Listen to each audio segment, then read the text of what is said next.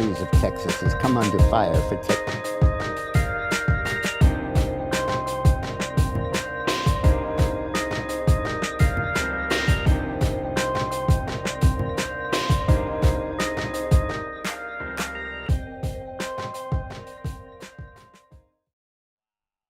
Wow.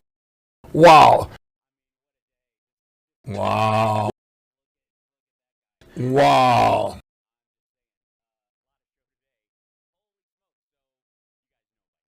Sorry. Now, hi, there you go. Now we're working. Look at that. Wow.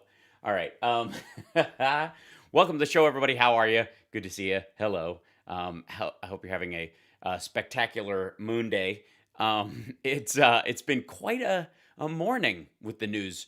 I spent the morning, like a lot of people did, I think, watching the Merrick Garland confirmation hearing, the amount of kind of considering the position of the Republican Party when he was becoming when he was, being nominated for the Supreme Court, and now they're all like, "I know you to be an honorable gentleman," and it's embarrassing, especially the Ted Cruzes of the world, of which, thank God, there's only one. Hi, and welcome to the show, by the way. Don't forget to like and subscribe, give us a thumbs up, and hello. And if you want to support the show in any way possible, you can super chat today. You can, I think stars are working on Facebook. If not, there's always Venmo. Thank you for that, guys. We're still saving up for a new computer. That one's, it's behind the green screen, but it's still dismantled. New RAM has not arrived yet. I don't know why. Should have been here.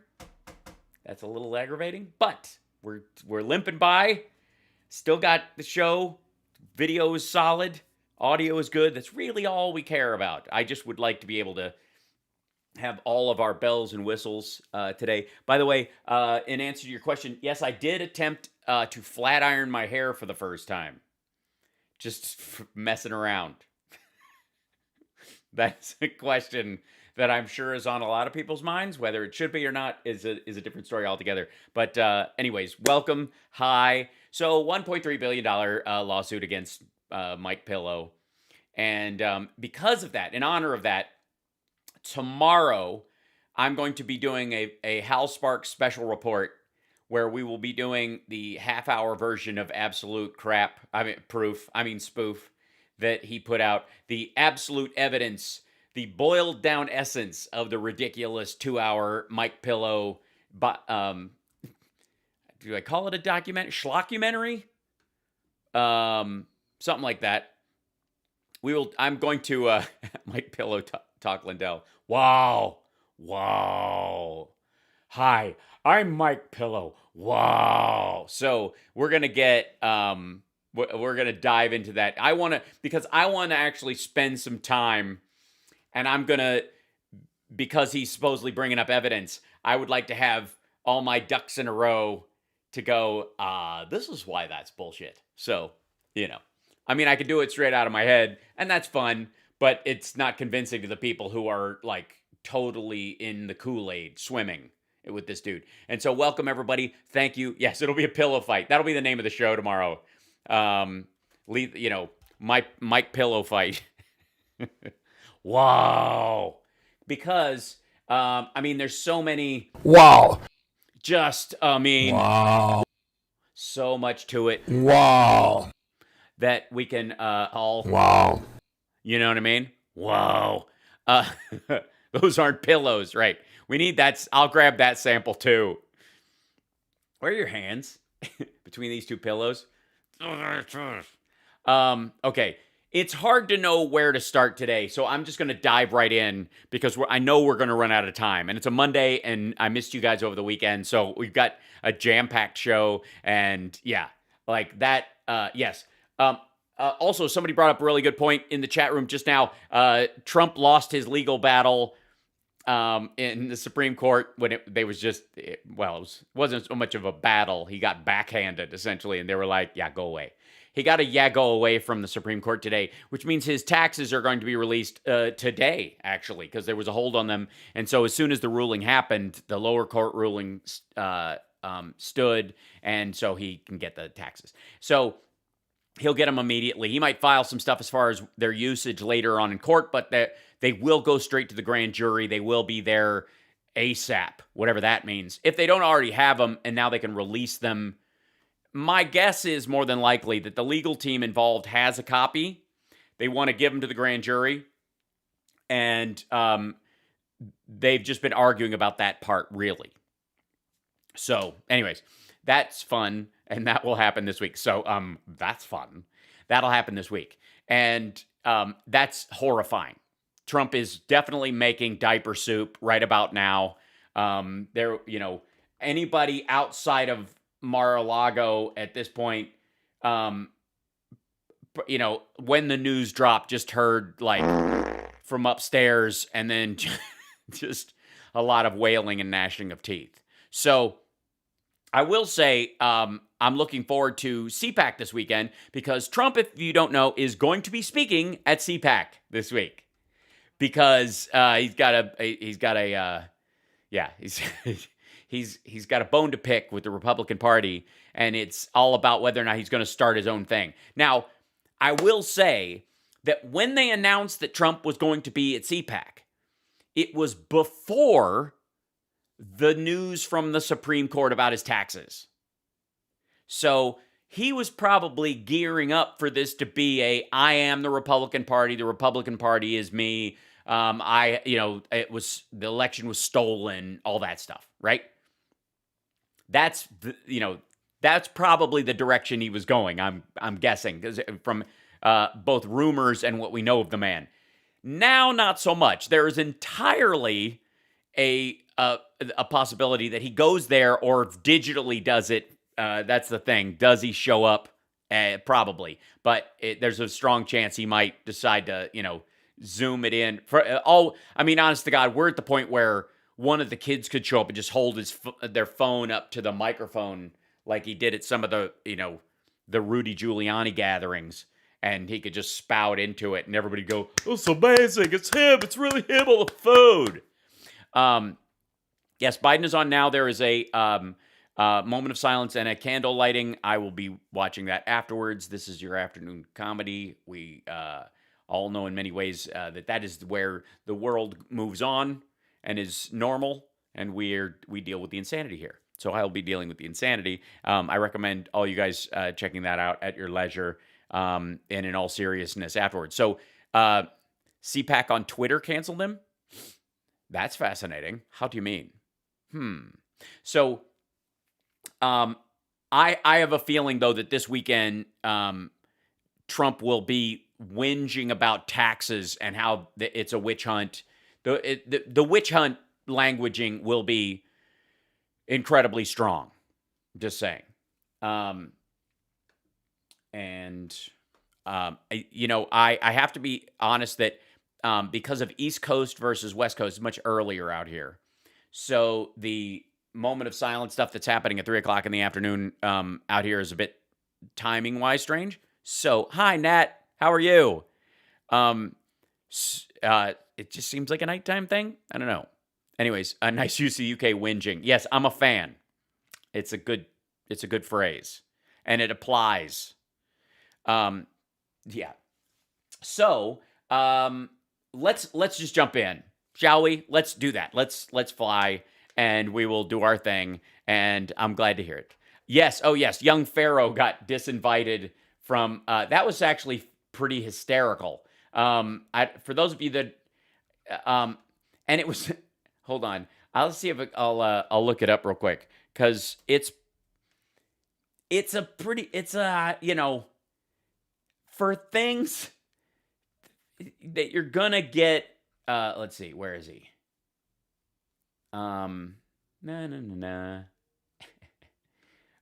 Where's his statement? It was pretty funny. Young Pharaoh, whoever, was yeah, that's fun. Here, I'll show you. This is basically what's happening in the Young Pharaoh world. So, yeah, he was canceled. Supposedly, by the way, that there is an aspect of they're against cancel culture. They don't believe in cancel culture, but apparently that's I think That's actually the name of the Cpac this year. So apparently, let's see, young Pharaoh, who was let's see, this is an image, so I'll have to move this over here and shrink it down a little bit. Yeah, there he is. Here, I'll move this over here. The American Jewish Committee said young Pharaoh used his platform to spread horrific anti-Semitic lies. He has no place in the Cpac stage. Cpac leadership must denounce his anti-Semitic conspiracy theories and act to ensure that Jew hatred has no place at the conference. And he went #send, I don't know what that means, me or #best, #rabbi to #debate me on anything I've said. If not, kindly refrain from speaking in me. Ouch. So in me. All right, sure. Let's see. They had a post. There it is. All the censorship and pedophilia on social media. Are they in line? On social media is being done by Israeli Jews. ! Yeah, you have to go emoji for those. All #YouTube, #Twitter, #Facebook, and #Israel are all owned or controlled directly by them. My #people and #patriots. And I have found our true enemy, #Israel. P.S. Can't forget China. Swords and fire. This is going to be so good. Why aren't they letting him speak? I mean, does he say hashtag out loud every single time he talks? I don't. Cpac woke mobbing it on young Pharaoh. Secretary Carson encouraged Americans to draw inspiration from D-Day's young heroes and emulate cards as cancel culture. Okay. This is, let's see.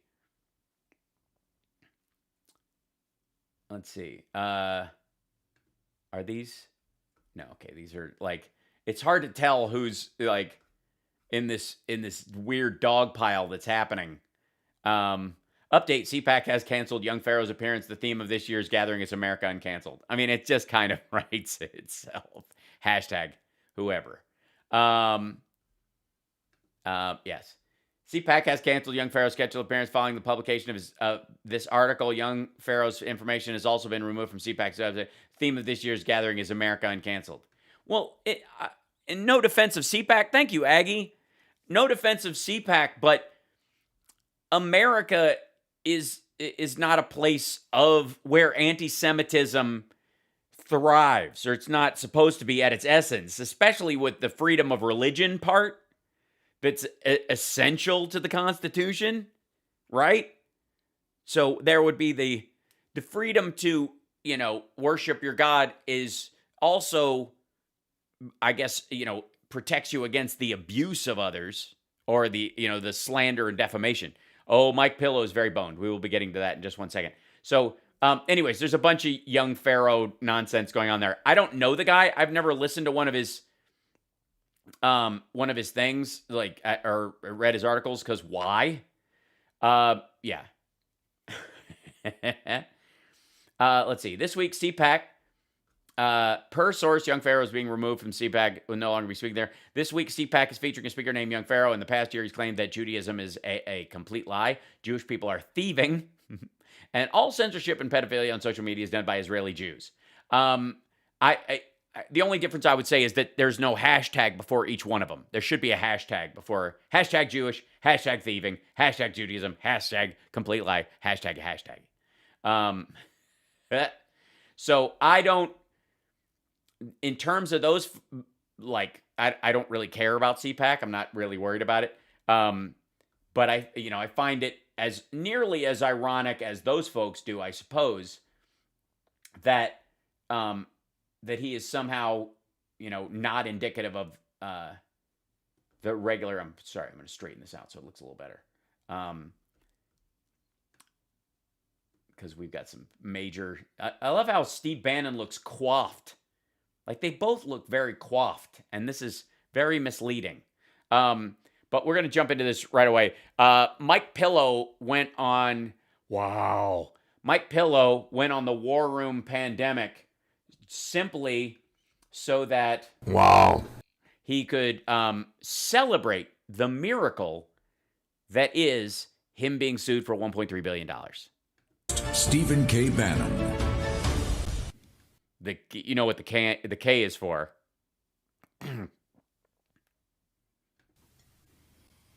I'm interrupting this commercial right now to give you deep discounts.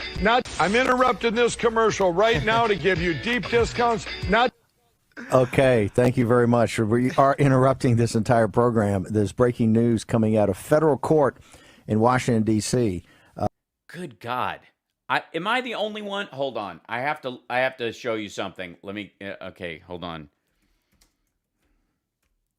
I should look these things up beforehand, but there was nothing, hold on. Nothing. Whoops. I can type. I can. There it is.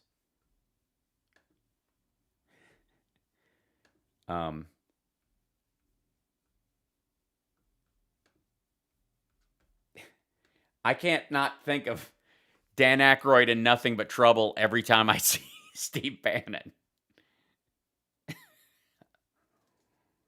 We all want popcorn.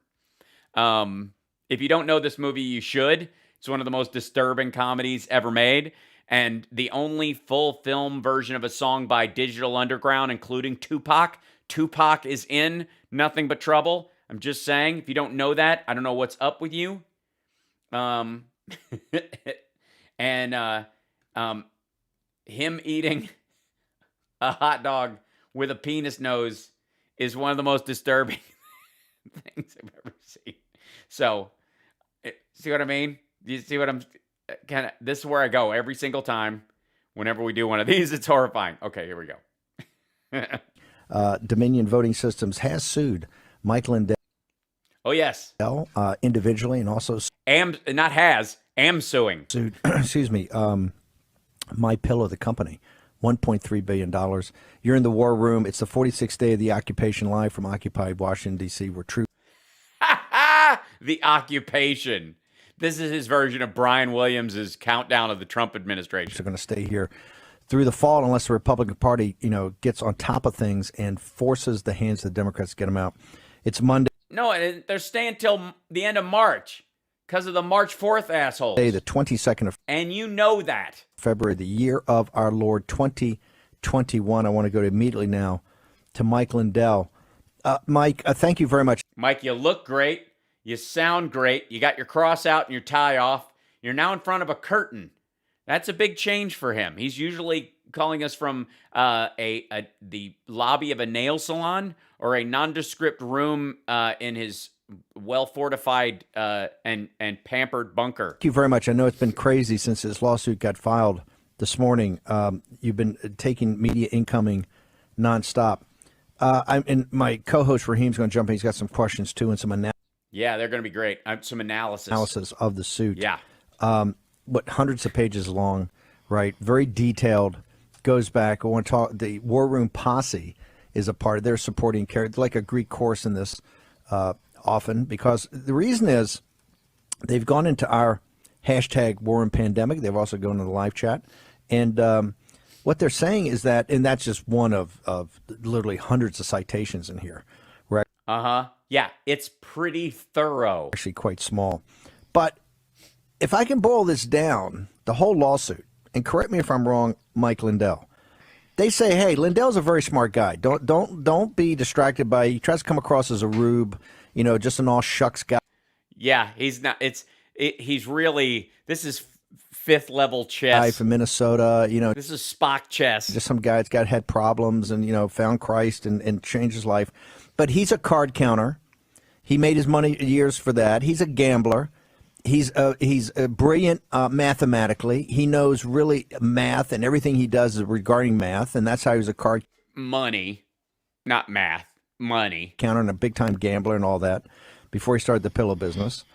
And that this entire thing, by the way, can I say for the record, you guys were with me when we were watching this, and we all found out together, watching Mike Lindell, that he formed My Pillow, then became a crack addict, then found Jesus, and went back to just doing My Pillow.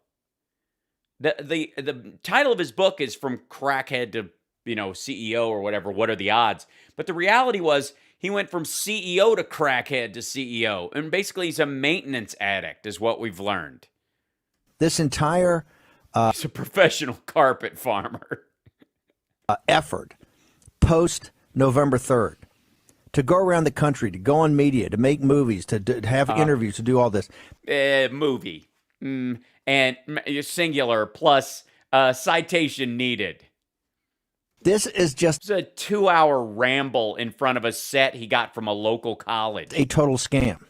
Because what he's really doing is driving the profitability of his pillows by taking these innocent deplorables and these people that really are, are kind of Suckers, rubes, idiots, maggots, Trumpsters, people, who will literally, if they think something's being canceled, they'll buy twice as many. mesmerized by his leadership and mesmerized by his charisma.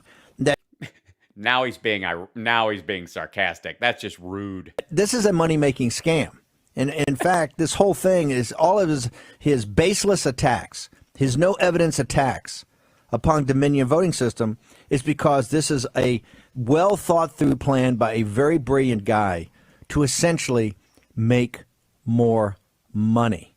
What do you say to that, Mr. Lindell? It's almost comical that they put that in there, that's my motivation. I have done all my life, and they can go back in time. If something's They can go back in time. Time travel is possible. wrong, and if it's morally wrong, I don't care if I'm 100% right, I'm not going to back down. I don't care how much money it costs me. In this particular thing, I have not asked for anybody for any money. I have over $3 million. Dude, every single, he's basically the funding behind Newsmax and Right Side. Everything's an ad. Like all of his bus tour bullshit leading up to the 6th, they were constantly doing promo codes and selling these things and saying the left's trying to cancel him and all this stuff. I don't buy the idea that he's some sort of masterful Machiavellian businessman, but he's definitely an opportunistic person. $1 million of my own money, putting it out there to gather evidence, to do everything I can. To make it a commercial because you thought you'd be on the winning side of an economic win by befriending Donald Trump, getting your pillows in all of his hotels. It's November 4th, and it is because of, I guess, of my mathematical, God bless me with a mind, that I've seen all these deviations, and I dove into it myself. Wait, so God blessed you with a mind for math, but crack is the devil's fault? I've lost over 20 box stores. Actually, it's exactly 20 right now. 20 retailers. I'm out there. I'm not able to see my grandkids and my nieces and nephews. What does that have to do with anything? Do you normally charge to see your nieces and nephews? Had to be out there. I've made so many sacrifices, including money. So for Dominion to say that, I mean, my recovery network has suffered. My reputation has suffered. Yeah, but based on your behavior, you're still making money off of it, though. You've traded all that for money, is their argument. Everything you can. And then this is what they got. It's just amazing. It's like. Yeah, I know. I'm with Mike Lindell in this. I do think that I sense a bit of sarcasm in the lawsuit itself. Evil is good and good is evil. I mean, it's just all part. Is that how they wrote it? People see through that. He blessed him with a mind for math, not so much reading comprehension. But I think that's their defense. Steve, I just chewed out so many outlets this morning, and I have a list. You chewed them out? To call when I get out here. These guys did not call me from February 5th when I dropped the evidence on February 5th. Now, I want everyone out there to know, for almost 6 weeks, especially since January 9th when I got the first piece of, wow, this is the smoking. The wow. Hold on one second. I should be. Wow. I mean, really. Wow. This is kind of the kind of thing we're all really amazed, I can tell you. All right. Gun evidence I've been looking for. Well, when we got that, it's been an attack every day from morning till night leading up to February 5th. They would call me up and they go, Mike, you say you have this, and you lost your Twitter account, and I'd say Dominion fraud, machine fraud, Smartmatic. Let's be fair. And I'm pounding this out there because I had 100% of this evidence. No, you don't. We went through this. You're a lunatic. They gave you a chance for somebody to walk you through it, and you didn't. You just kept doubling down, not because you have a mind for math or you found this evidence. You were sold this by people. They mocked me on late night talk show hosts. Yeah, on the late night talk show hosts. Jimmy Kimmel mocked me. Saturday Night Live. They HAL Sparks, probably the best one, honestly. All the news outlets from the New York Times on down. They print stuff that I'm just a fraud, a fake, a phony. And then I said, no, not just that. Some of us think you're a lunatic. You guys just wait till February. Yeah, Jimmy Kimmel. 5th. He's Jimmy Kimmel. He's the son of the guy in The Fugitive. I'll show you. I'll put my money He hosts a late night talk show on the run for a crime he didn't commit. where my mouth is. February 5th, it comes out. This absolute proof, which, by the way, is on LindellTV.com now, so they can't take it down. So absolute proof comes out, and it's crickets. I told him this morning, you guys don't call, you don't write. So I have been pushing Dominion. I've had left-wing. I've had left-wing media, the Daily Beast. I said, will you go tell them to get their butts moving and let's get Dominion, get this lawsuit. My lawyers told me, Steve, don't file a lawsuit against them. So I wanted to so bad, and you know that. And I'm going, and they went, and my lawyer said, come on, maybe they'll sue you. And I said, so I antagonized, come on, sue me, Dominion. So they finally did. It's a beautiful day here for America. I want everybody to know that. This is a great I'm excited day because the truth's going to come out. I don't care how long it takes and how much money it costs me. Are you saying all of it? Hang on.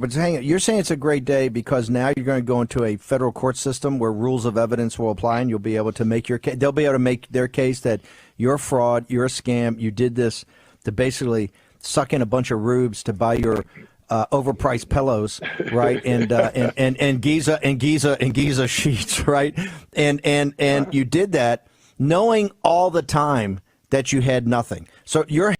By the way, that's what Steve Bannon believes. For the record, just saying, like he's pretending to be on Mike Pillow's side. Nah. Happy because now you think you've got a venue that's not the media. You got a venue that's the court system. Is that the purpose of you trying to draw this lawsuit to you? Mm-hmm. Yes, I can't wait for him to represent himself and stand up in front of the judge and try to enter in as evidence his absolute proof movie. Well, there's a couple things. One is I already have all the evidence. I've had a team on a ground this whole week where we went and validated all the IP addresses and the IDs of the computers, both here and overseas, even in China. I mean, this has cost a lot of money. You'll get people out there and it's like, dude, these guys are milking him for cash because he's a gullible idiot. It's a lot of time, but we got that, that all validated. And none of those people, by the way, are going to be sued in this. None of his staff. They're just going to make money off this idiot, and then he's going to be the one that goes into court and eats it. You've had people in China, in mainland China, verifying the IP addresses. The people they've gotten them. So either they've gotten them by calling people there and to validate these IP. Yeah, they call some dudes that they know there. Dude, can you run a couple of IP addresses for me? Yeah, this one says it's an Alibaba website. Yeah. Oh, that's here. Oh, I see. That's an IP address here. All right, my bad. Thanks, man. 再见. These IP address. So physically on the ground, I don't know that part. No, I do. He doesn't have anybody on the ground in China looking up IP addresses in China. I don't know that part. That's that part of. Okay. I don't know. I don't know that. I'm just ready for a 1.3 bill. I was just sued for 1.3 billion dollars, and I have no idea if I have anyone actually in the country looking at these IP. I'm not going to say anything that I 100% don't know. But the point is. Yeah. Okay, absolute radio silence from Mike Pillow from this point on. Is you're backing up even some of the assertions or these things have been in the movie or what you said. Right, you're right, out there continue to bring what would be in a court would rise to the level of evidence. Correct? Right. So what? So yes, that's correct, Steve. Since I was last on your show, and everybody's seen Absolute Proof. When everybody, I've seen it. I've watched the whole thing. I watched all of it. I didn't like some of his friends tune out 2/3 of the way in. Oh no! watched that, I got feedback, and they're going, "Boy, did you!" Well, where did these come from? What did these numbers come from? How did they? Mike, this looks like bullshit to me. That was just bullshit, Joel. They know. How do we know they're real? So now we did a deeper dive. And we did a deeper dive, and there's a few things I can't even tell you on the show here. But now, it's like I was 100% before, but now I don't care if you're a lawyer. If you're I say, if you're one of the Supreme Court justices, you're going to go, "This is amazing." What it is, though, is Yeah, can you hear Steve going? But. They asked me this morning, Steve. One of them asked me, "Mike, now what are you going to do? You're going to get your defense lawyers, and when are you going to get all your evidence?" I said, "I'm already ready. I want to go to court tomorrow, Dominion. Come on, let's go." So let me. Yeah, it's a little more complicated than that, bro. We're going to pursue this on the evidence side and how you want a quick trial. Let's go back to the media for a second. Have any? But the question is, Q-snatch. Media, because people have been all over the story from every major outlet, from the Guardian to BBC to the New York Times to the HAL SPARKS live stream. I mean, it's where the rubber hits the road in the real news area. Wall Street Journal. You said the other day the Daily Beast reporter Swin, who we know, very good reporter. Is it accurate that he said he had not watched Absolute Proof? He had not actually seen the evidence that you report for it. The Daily Beast, more than any other outlet, has been on this story 24/7. That he had not actually watched the film and actually seen either the evidence or assertions, however you want to frame it. That assertions. You would put flailing, poop smear on the wall assertions. But had not even seen the basic. I have. I'm ahead of the Daily Beast. There you go. So that. That's correct, and that's across the board too. There's all these reporters that call me; they haven't even watched it. I need to call this dude. Apparently, I'll take that back. I mean, there's a couple that have watched it, and yeah, exactly, Cartman. I broke the whole goddamn thing down. Every single assertion, every single piece of evidence that he supposedly presents. Because I'll start to chewing them out. Okay, hang on. The ones that have watched it. Who are they, and have they come back and pressed you on the evidence or what you've put, however it's described? Dominion says it's complete phony opinion of Mike Lindell, who's crazy, and you're right. Yeah, that would be my assessment as well. You're saying it's hard evidence that these guys stole the election. There's a big gap between the bid and the ask, and that's what's going to find out in federal court, right? But the reporters that have actually. Yeah, that's Steve going, what you're saying sounds huge, and what you're backing it up with is bullshit. Watched it. Just those. Have any of those come back and challenged you, questioned you, said, "Hey, I need to see more evidence," or have they agreed with you? Every single one that's watched it agrees with me, but they won't print it. They won't print it in their. I watched it, and I don't agree with you at all. Newspapers, or they won't have. I think I'm the only person who's gone through the whole thing piece by piece. Me on their TV show. And tomorrow I'm going to go through the shortened version. The ones that sit there and call it false or whatever, even the ones. It's false or whatever. I would call it that. Mostly whatever. It's very whatever, Wow. Yeah. I've seen it. It's like an automatic word you got to put in your articles. Unsubstantiated, unproven. Yeah, exactly. Dude, you said it, and then you had to go get people to check the IP addresses. That means it was unproven. Well, that at least watch the film, right? At least watch it, because what I tell them all, Steve, is this. I say, you guys should be concerned. This should be the biggest story in history. One of the things right now, I've been telling them all morning, why don't you all take your cameras down to Maricopa County in Arizona and find out why they won't let them look at the machines and audit them?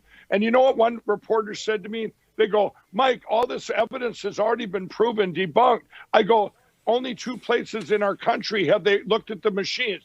Antrim County, Michigan, and Massachusetts in a primary with Dr. Shiva. Both of those, they have proved 100% that there was votes flipped. 7,000 out of 15,000 votes. And by the way, the Antrim County ones, by his own assertion in his thing, the most logical draw you can come away with is that Antrim County was this time actually going for Biden. It had always gone Republican. Someone went, holy shit, Biden's going to win Antrim County. They went down there, messed with the vote, fixed it for Trump, and then erased all the evidence. The fix was in after the votes were flipped to Trump from Biden. And those cases are going on strong. No, they're not. It's complete horseshit. Dude, the biggest case he makes in this whole documentary, if you haven't had a chance to watch my takedown of it, is that Texas is the most corrupt election system in the country.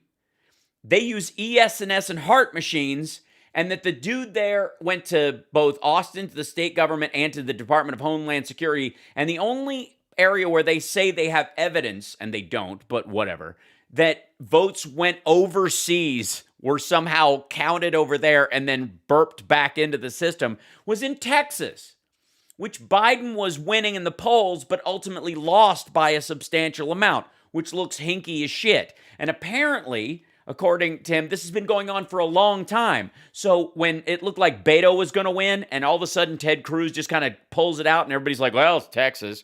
It's a red state, so I guess that's how it goes.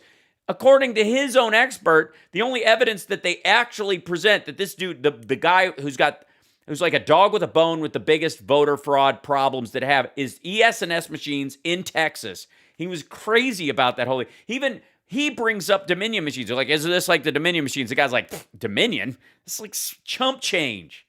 Dominion's in like 86 counties. Trump won most of them. But Texas is where the real shit is hitting the fan. Good God. And just say, the Supreme Court doesn't want to look at it. All the counties don't want to even look at the evidence. But it isn't evidence. It's blather. Put the evidence out there, and everybody doesn't even put that. Mike, we looked at it. It's blather. It's not their fault you're a moron. It's not their fault that someone sold you a computer demo. And like it was real, which is exactly what we watched. Steve, it's been crickets since February 5th. But you know what I tell hang on. Yeah, hang on a second. Slow down for 1 second. But in defense, the state Republican-controlled Senate in Arizona that was going to put the warrants out and going to arrest Maricopa County and going to get in there, they spit the bit. You had a vote flip, and as of right now, I checked on that early this morning. It's like, I think 15-15. It's tied at this committee level. So that's where it's Republicans, and it's a single Republican that's holding it up, not allowed to go through the system. What do you say to that? That's because if there was any theft in these machines, it benefited Trump. It didn't hurt him. And the Republicans don't want to get caught. I say they got to him and they either threatened him or he got compromised. It's only one of the two. He was all in. Oh, no. There's another option. I just presented that one. The other option is, and one of the reasons why Republicans like Brian Kemp and Raffensperger are saying, we don't want you to look at this shit, is not because there wasn't shenanigans. It's because they did everything they could to throw the election, and Biden still won because there was a blue tsunami. And everywhere it was close, it was only close because they were screwing around, narrowing the margin for Trump, giving him as many fake votes as they could. There's as much an argument for that in any of this bullshit as there is for what he's saying.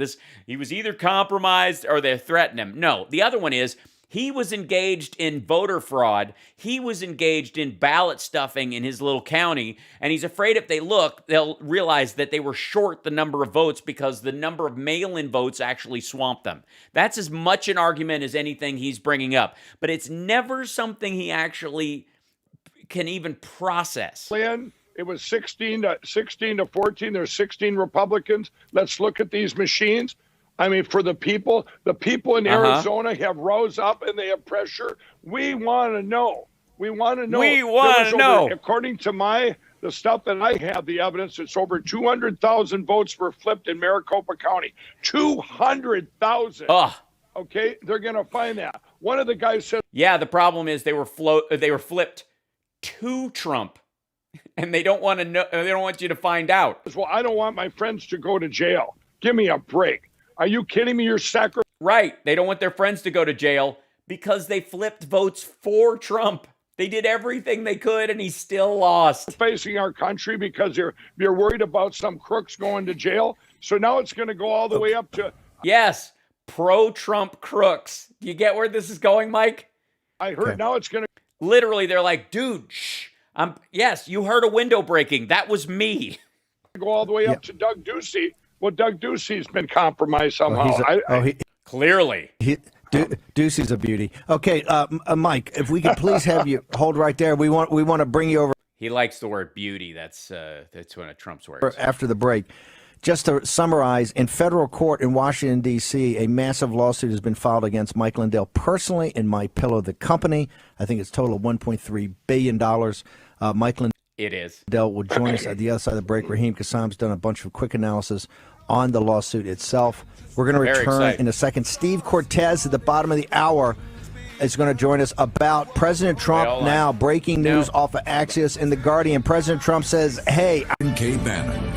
Plaintiffs versus by the fourth. Sorry. Unanswered. And we're about to find out. I don't know what music they were playing in the bumper, so I don't want to get in a federal court in Washington, D.C., where this morning, Dominion Voting Systems dropped a massive lawsuit, $1.3 billion, part of that against Mike Lindell personally, the other against his company, MyPillow. Raheem Kassam, you've had a chance to do a quick and dirty here. Wow. What are your thoughts? I did. My favorite thing to do on a Monday morning is to go through a 115-page court filing from Dominion Voting Systems, and that's what I did. Plaintiffs versus defendants, MyPillow Inc. and Michael J. Lindell. Now, the first thing that stood out at me from all of this is that by the fourth line of their complaint, they used the term "the big lie." Now, anybody would know off the bat that that is a left-wing talking point. The big lie is it's literally a reference to Hitler. A partisan talking point that comes from Mein Kampf, by the way. It was first used by Adolf Hitler as a term by which to offend the Jews and put upon the Jews the troubles and travails of what he described as Germany's position, rightful place in the world. It's basically a defined term or term of art for this entire lawsuit. They started off at the very beginning and used it throughout. Yeah, that's right, and it's a term that is designed as a means of character assassination, as a means to demonize people. Now they use the nobody does that in a libel lawsuit, pushing back on someone who's badmouthed them. Term. Calling something the big lie. All right. The big lie. No fewer than 31 times in this document. It's struck that. Somebody's calling. Apparently, it's Dominion. Excuse me. It's 37. I think 31 is the number of times that Eddie Rabbitt says the phrase "I love a rainy night" in the song "I Love a Rainy Night," if I'm not mistaken. Struck me as particularly interesting given the fact... Can somebody please pick up... that we heard so much about the big lie this weekend from CNN, and Brian Stelter went to great lengths to talk about, again, as you say, this term of art. That jumps off the page. There are no coincidences. Precisely. Yeah, it's all coordinated, man. It's all like... They're like this, the mainstream media, the lamestream media, and Dominion Vote. They're like that. It's not that... It's obviously playing in the news, and that phrase has made its way around, and that's the defining characteristic of the phrase. Precisely. That jumps off the page. Then it's interesting that they want Washington, D.C. as jurisdiction. That immediately, as far as they would be... Yeah, why wouldn't they? Concern puts them on the front foot on all of this. A sympathetic judge in Washington D.C. And it's actually interesting because when they make the because D.C. over the years hasn't been stuffed with Republicans in the judiciary. Case for the jurisdiction, you can kind of read between the lines, and they sort of saying, hey, you know, DC's the right jurisdiction because Dominion's been to DC and Mike Lindell's been to DC, so it's kind of the it covers a national election, and it was a nationwide thing dealing with the national election, and the seat of it is there. Fair jurisdiction. But what's really interesting about this, remember, it's totally really interesting. I said a couple of weeks ago when Mike was on this program, is I said what they're really interested in, what the left is really interested in, and Dominion is the left, right? I do count Dominion in there as well because they use sure, why not? Look at that. It's like we're having a real interview. The terminology of the left. So let's hold them to their own words. What they're really interested in is the character assassination. So the left was against Hitler's big lie. So the right was supportive of it? Is that the argument this dude's making? Of Mike Lindell, because what they don't want Mike Lindell to become is this kind of super wealthy MAGA movement donor who's support.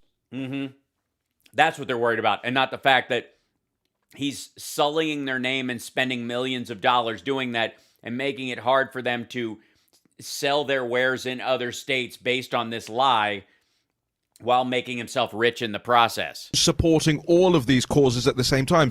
So about 100 of these 115 pages are pure character assassination, and there's about 5 pages where they get into... Well, I mean, you'd have to say that his character refutes the charges therein to make it actual character assassination. It may be, strictly speaking, just like a qualified description of the man. They get into the detail, but the MAC addresses and that kind of stuff. And the people should know in the detail, though, they do go through absolute proof. They do go through his media appearances, and they cite each one and footnoted that. Yeah, they don't just go, this is a big lie. Good, give us $1.3 billion, dude. Wow.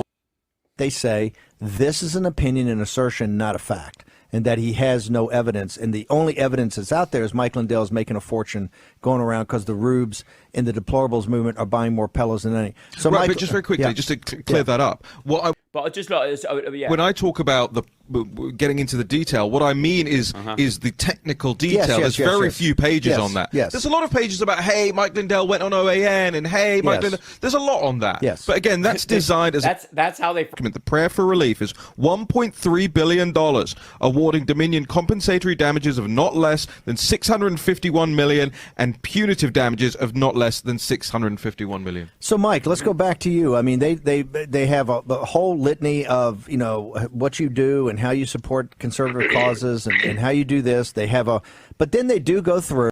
Wait, does he support conservative causes? I don't think so. I think he lives to blow smoke up Trump's ass and thinks the sun shines out of it at the same time. I don't know what about this is conservative. Like, I don't know what's indicative of Christianity in his behavior, even though he wears the cross. You know what I mean? This is bumper sticker conservatism. Go through, and it's not, it's a small portion of the soup, but they then go through and line out, and they essentially say, everything you've been putting forward, none of it's based in fact. It's all fantasy, and it's really a con to drive your business and make your business more profitable. So once again, what's your response?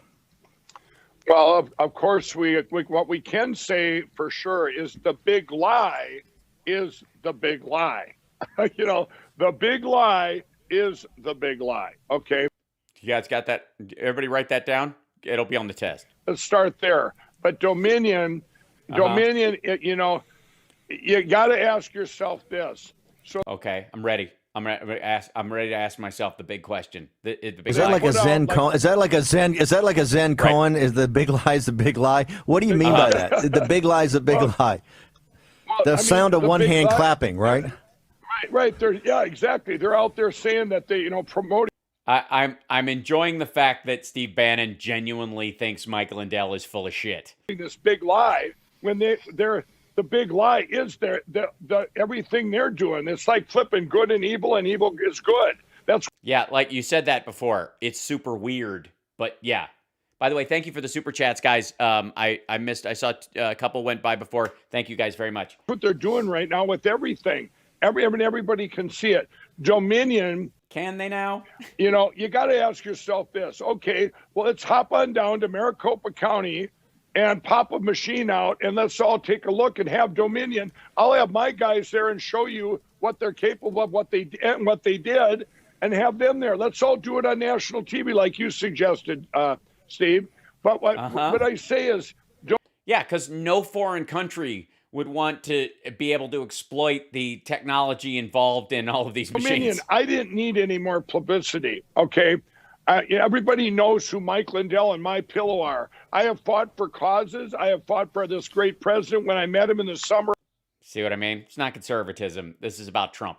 I mean our real president since the summer of See that? Our real president. 2016 when I first met him. I come from a lie. You can sit and send your lawsuit out and try and you don't believe Joe Biden's the real president of the United States? Absolutely not. How can you even say that when what I've seen and what's out even Steve is like, dude. Out there, Donald Trump got 80 million votes and he got less than 67 million. I mean, it's a shame.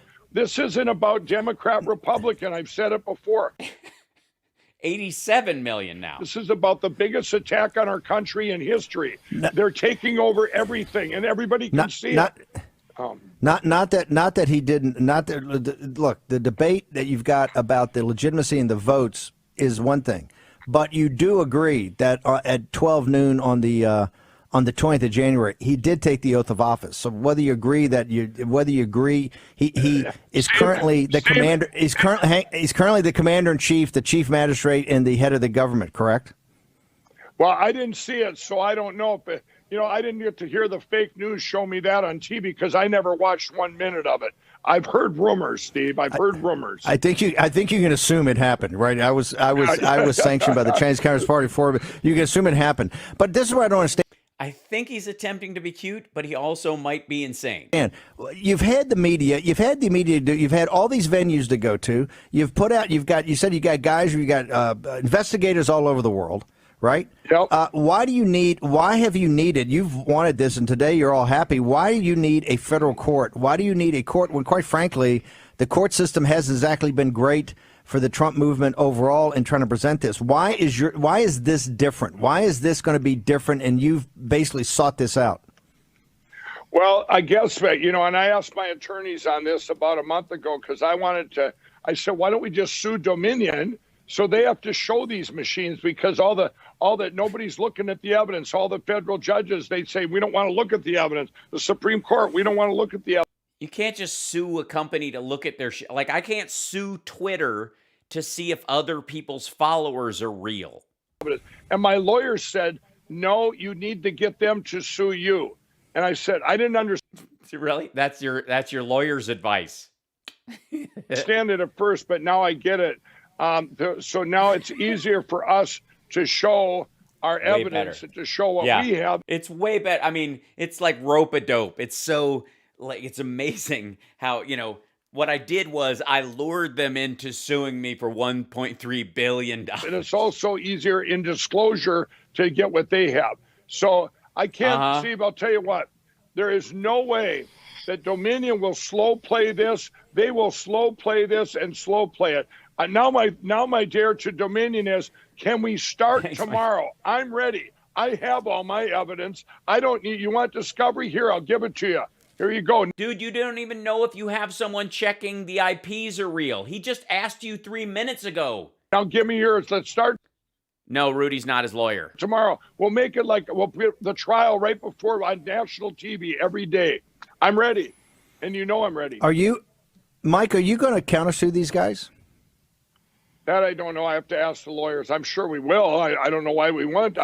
They said that my lawyers said we have to let them do first. I'm sure we will. But right now, you see because you have no grounds to sue somebody just because you don't like how stuff turned out. Focus right now is helping like Maricopa County. I'm going to put my efforts down there when we get off this show. Every single reporter that calls me, because now they're all calling, I'm going to go. Are they? talk about Maricopa County, the news. You guys sit there and talk about Dominion attacking me when I came out with the absolute proof video or documentary. Where were they then? Where was the news media? Shameful media we have in the United States. It's terrible. It's terrible.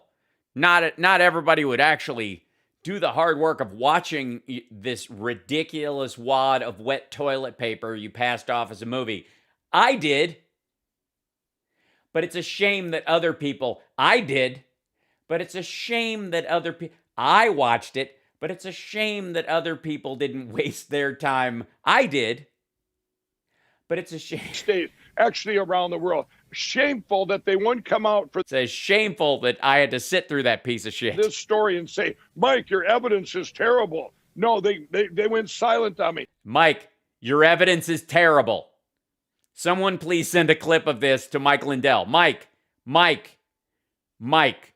call your lawyers and have them beg Dominion for mercy. You're about to be in deep shit. On me. Now today I'm going to drive everyone to Maricopa County in Arizona. Why don't you go down there and see why you can't look at a machine, how they... You can't look at a machine because the Republicans are blocking it because they did everything they could to help Trump win and they failed and they don't want people to find out that they actually padded the vote for Trump and still lost. Get to a senator that flips. Some guy flips. Come on. We have a subpoena to go in there and look at these machines and show the American people what I've been saying is... And the entire world what's in our voting machines. Because that's security. And then once you do show them the programming and like forensics audits of the entire machines, the machines are completely useless. And nobody's going to pay these companies to rebuild their software and machinery from scratch. Is 100% proof. And this is shameful. So I'm gonna once again, I'm gonna use the media all day today to point them to where the need is. And my drive is, I'm actually doing my case right now. I can countersue them, I think, anytime. I just don't want it to distract from the low. Yeah, that's what. Don't distract them. That's right. Don't distract from the $1.3 billion hit. Hanging fruit right now. I can't let that be distractful. I know you got Distractful. to get to work on this, but can you come back later maybe to see He's been drinking 100% proof. I think that's 200% proof, right? Isn't it? evening or tomorrow? We would like to go through the media name by name. You know, Yeah. Bring them up. See which ones you've talked to. these reporters that have chased you and now refuse to at least report on the case itself. In fact, if you look at CNN, it's baseless. There's no evidence. You know, Mike Lindell is just a crazy man. Yeah, they didn't watch it. They had somebody at the network watch it on their behalf, a researcher. That some poor sap at every network has had to watch this piece of shit. That I guarantee. So I just want to summarize your challenge to Dominion is that you're ready to go into court tomorrow and present your case, do discovery, whatever you got to do, but you're ready to roll tomorrow. Absolutely. We're all prepared. I have everything prepared. Are you? I have everything prepared, except for that part where you asked me earlier if I actually had anybody in China that could verify the IP addresses that the people that I bought the information from have sold me. You know, that part I'm not sure about or whatever. I can always countersue the people who sold me the information, can't I? Yeah. Are you basically saying that Dominion wants to do this to shut you up and they want to slow walk this for a couple of years so that Mike Lindell just goes away? 100%. That's what behind their motivation. Totally. 100%. And I dare right now, I dare CNN, Fox, Newsmax, I dare any of you guys to have me on TV today to talk about Dominion. You wouldn't let me talk on before. How about bring me on like you did, Steve? I dare all these other stations to have me on today. And you know what? I will come. Yeah, they all got sued too for this bullshit, and they all had to walk it back. And to have you on talking about it puts them in legal jeopardy. On later today, Steve. And I'm going to list off every single person I have to call, and I'll tell you whether they watch Yes, good idea. Show your phone to the screen. it or not, and whether they answer my call. Mike, we'll bounce. We got to bounce now. Good luck. Yeah, love to keep talking to you, but this is... I know you got a lot of work today. We'll see you today at 5 o'clock. Yep. Mike Lindell. All right, thanks, Steve. Thanks, Steve. Yeah, he's literally like, thanks, Steve. Okay, next press thing. We're going to, by the way, he's going to, let's see, let me see if I can get the screen up. There we go. I don't know that anybody else is on this nonsense. Hold on. Right. Ah! What's with that guy? What is who is this? Steve Cortez? Why is he fresh shellacked? What is that? I saw the Help us. the I don't great know shot what of the this is. family down there with President Trump. So Cortez, what did you guys talk about? It must have been pretty meaningful, since I got to tell you, Axios was on. Yeah, it's great. He doesn't look like a cardboard cutout of himself, like he has COVID brain, and this is the only way he can stand right now, because literally all the pictures that he's taken with anybody is him doing this exact smile and this exact thumb. It's a cardboard cutout until somebody proves it otherwise. Axios was on fire today. The Guardian's on fire, and they're not happy. Trump is roaring back, and the Cpac speech is going to lay out his program for 2022 Yeah, it's going to be awesome. and beyond, sir. And beyond. Is certainly roaring right now, as well he should be. Here's the reality, Steve. Donald Trump is the dominant and indispensable leader of the Republican Party and the It's that bad. America First movement, because the GOP of the 2020s has been transformed primarily through his leadership into Transformed, I mean, basically, burned out. a But, okay. populist This house was transformed by someone smoking in bed. nationalist workers' cause.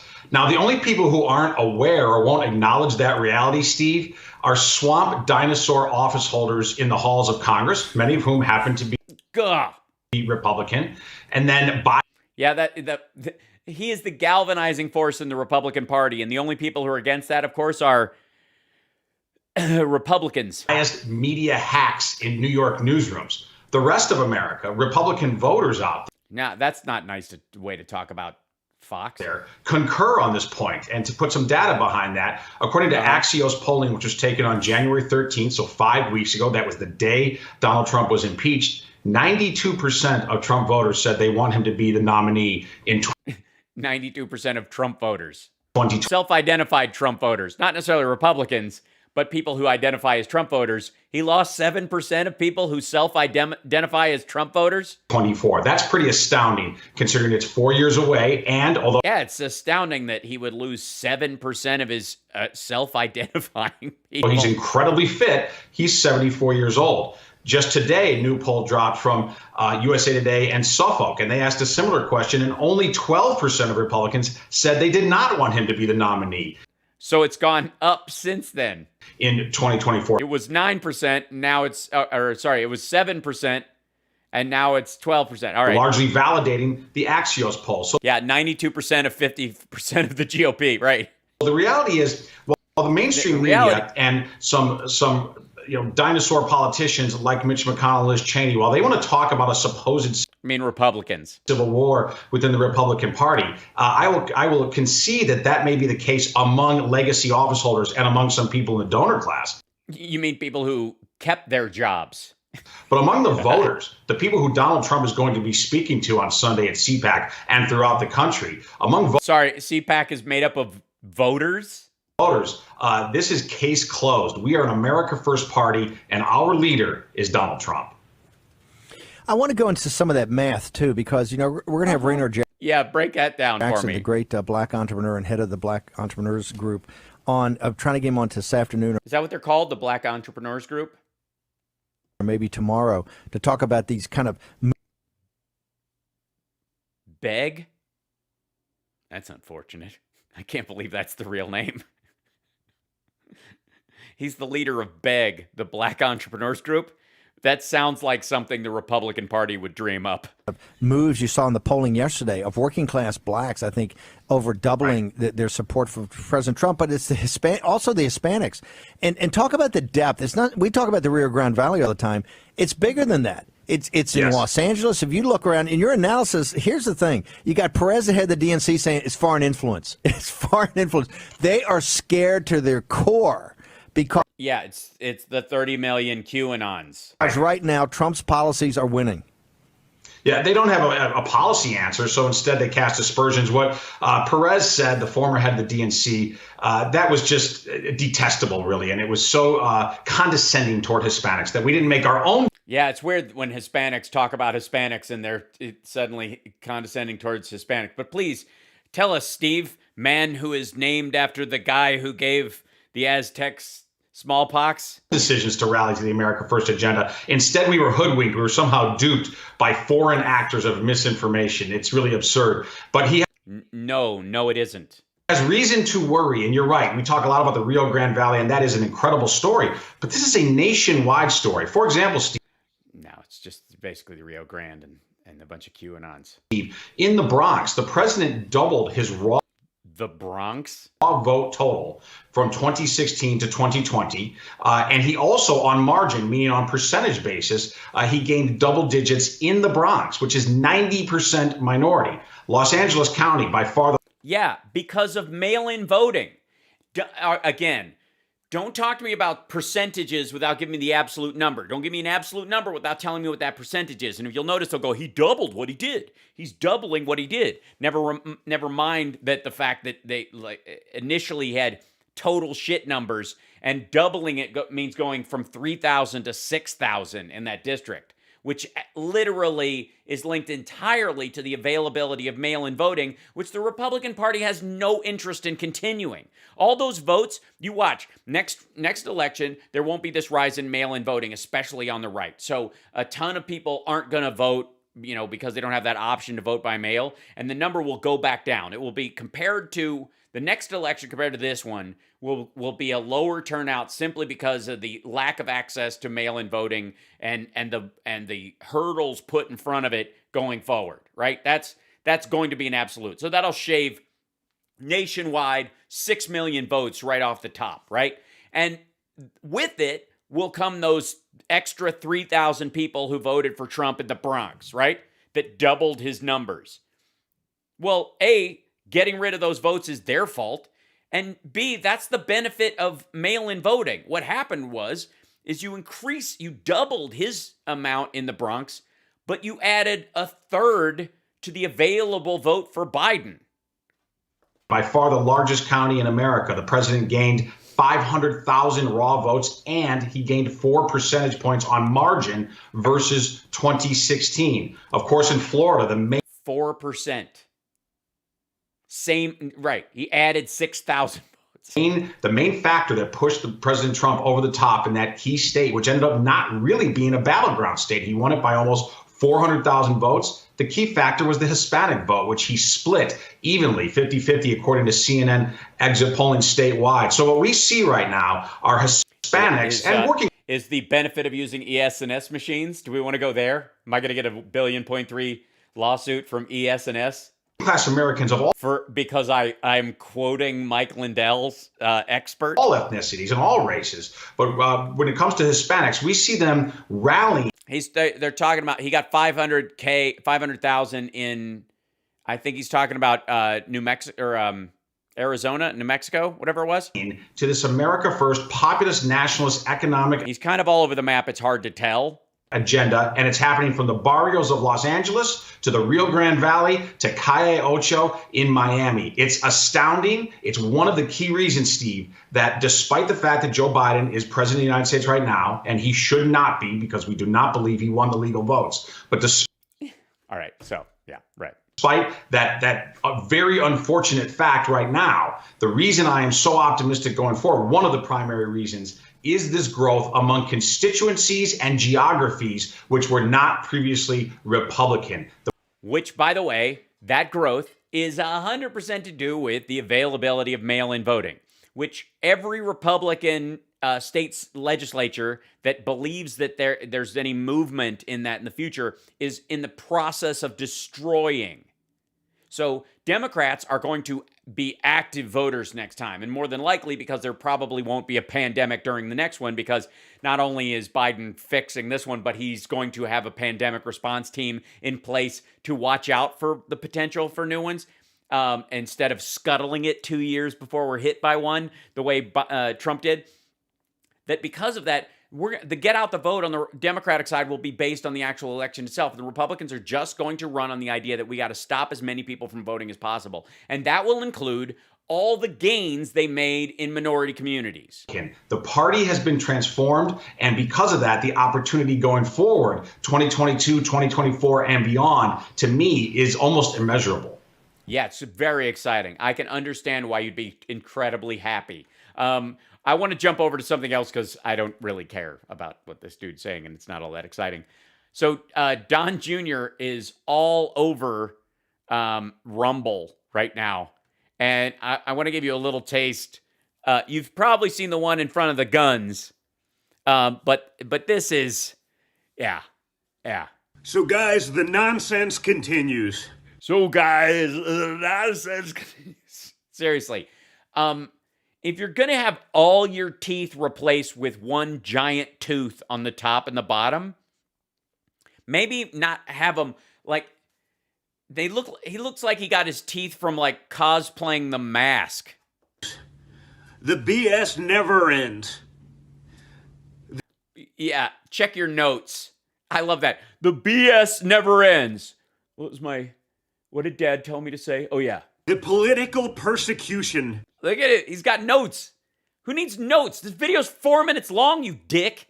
I talk like this all the time. You can't speak extemporaneously for 4 minutes? Do it again.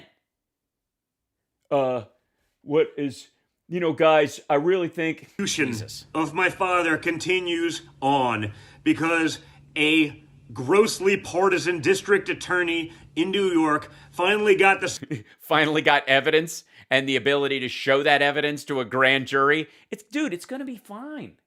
I don't know why you're worried. There's nothing to it. There's nothing to find. Yeah, non-comedy Fozzie is back. Waka, waka, waka. Nobody, I don't know why you're upset even. You should be proud to show your dad's taxes. It shows just how rich and powerful he is and how smart he is at being a grifter. They got the Supreme Court to agree to continue their witch hunt by allowing the release of my father's tax returns. Which lead directly to, honestly, a witch. It's really weird. It's like, of all things. The worst thing about this witch hunt is they found my dad's spell book, his black cat, and his cauldron. Oh, shit. Again, this is a district attorney that's been oh, nice. Thank you, Dad. Trying to do this for years. A district attorney that when their own team couldn't find anything, they then brought in auditors. When those auditors couldn't find anything, they found it. They couldn't use it without a court ruling. They now have the court ruling to be able to use it. This is the whole, Don Jr. and Trump himself are now employing the whole, look, I know they found a body, tarp, a machete with blood all over the handle and hair in it, and my fingerprints, and the car had a map to where I was going to bury it, and the areas where I buried other bodies because I didn't want to stack bodies in the same shallow grave, but they really didn't have the right to pull me over for the busted taillight and the loud music in a residential area in the first place. That's the whole argument. They now go to outside counsel to try to find something in there. Again, guys, the New York Times released the tax returns to an extent, and there was nothing. To an extent? You mean the incomplete ones that they had? So what's the concern if they have the complete ones? What's the big deal? More in there. What more could they learn other? I'm going to guess how much you told the government your properties were worth versus how much you told the banks they were worth. So you get the bank documents that you said, we need to borrow money because our properties are worth this much. And you go to the government and go, we need a tax break because our buildings aren't worth this much. And then you look at both of them, you're like, you're lying to both people. That's a crime. Both of those are crimes. Other than just trying to simply hurt my father. Yeah, they just want to hurt him, guys.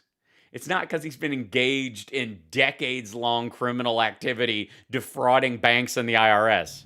At this point, isn't it just malicious prosecution? No, it isn't. Right now, it's an investigation. If they file charges and there's nothing in the tax returns, they look at them, they show them to a grand jury. The grand jury says, yeah, there's nothing there, but fuck them, let's go after them. That's malicious prosecution. You might have a case there after you're found guilty. Or, I guess, found not guilty or insufficient evidence would be the three possible outcomes.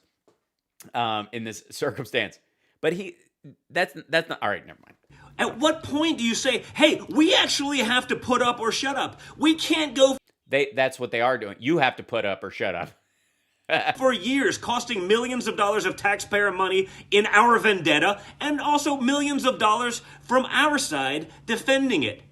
If they can do this to the Well, then why are you spending all your money if there's nothing to be afraid of? President of the United States, who can't they do it to? More important. Well, none of us can actually. First of all, none of us can commit crimes on the level of the president of the United States. Obviously, that level of manipulation is out of the realm of what most people can do. And if they can't go after the president of the United States, but they could go after the rest of us, how is there not two different judicial systems in that regard? You're basically arguing that somebody should be above the law and it should be him. But again, look at your notes, because the lawyer gave you this to look at. More importantly, who won't they do it to? We've seen. Well, they won't do it to anybody who didn't tell a bank that their property was worth $1.5 billion so that they could get a $500 million loan, and then tell the IRS that the building is completely in hock and is worth nothing on paper, and that they need $76 million back in taxes. Anybody who didn't do that, you're kind of okay. We've seen this time and time again. Remember when Russia, that was the gospel? That was 100%. And, yeah, partly because of you bragging about how much money you get from Russia, dummy. Everyone said so in the media. Not so much. Well, that's because Rod Rosenstein stopped them from looking into your finances. Again, we spent a lot of taxpayer money, and your dudes ran interference. And you had the Ukraine scandal. You had 2 impeachments. You had 1 impeachment. You impeached Donald Trump for being right about Joe Biden and his corruption in the Ukraine. I mean... No. How in the world do you even draw that? Biden said in public, on a panel, that he was the guy who got the administration's goals carried out in Ukraine. Meanwhile, your dad hid the real transcript of the call on the NICE server, which is supposedly above top secret, which there's no particular reason why this would be, and then still released a baseline loose translation that still got him impeached in the first place, because it said exactly what the whistleblower said he said. I mean, that's essentially what it was about. No, it wasn't. Wasn't essentially what it was about. Wasn't even remotely what it was about. But try harder. But this will never end as long as you have... Yeah, well, sure will. Turn over his taxes, turn over your bank statements, go through the audit process. If there's nothing there, you're not in trouble. Partisan hacks that have no consequences for going after you. The Supreme Court said you can't harass a sitting president. Oh, but now... They did? When did they say this? Before or after Monica Lewinsky? Now that he's out, I mean, I guess you can harass him all you want. But again, if they... No, he's not protected from criminal prosecution the way he was when he was in office. They can do this to Donald Trump. Who can't they do it to?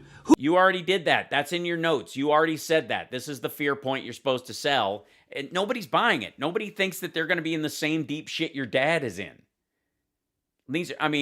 None of us have had a building blown up in Atlantic City on the boardwalk because it was a piece of shit rat trap. Who won't they do it to?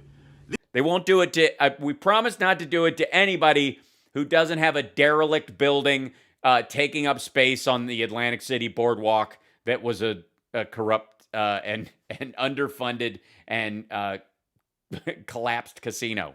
This doesn't... Everybody else is safe. Reek of the American justice system. This sounds like China, where you can politically persecute your enemies.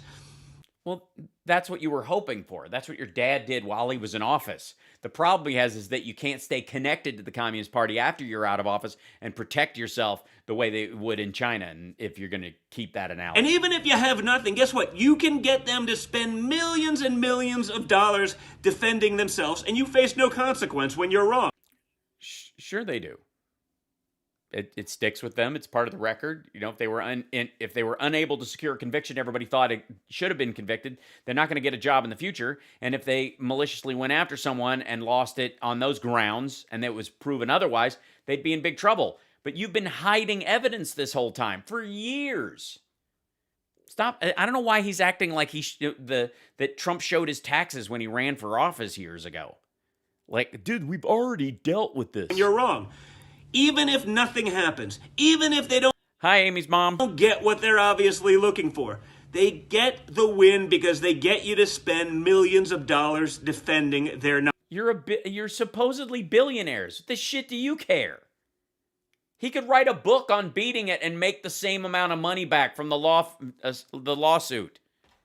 Yeah, boo fuckity who.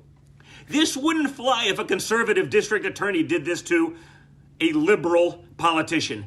You mean like Benghazi or Fast and Furious or the email scandal?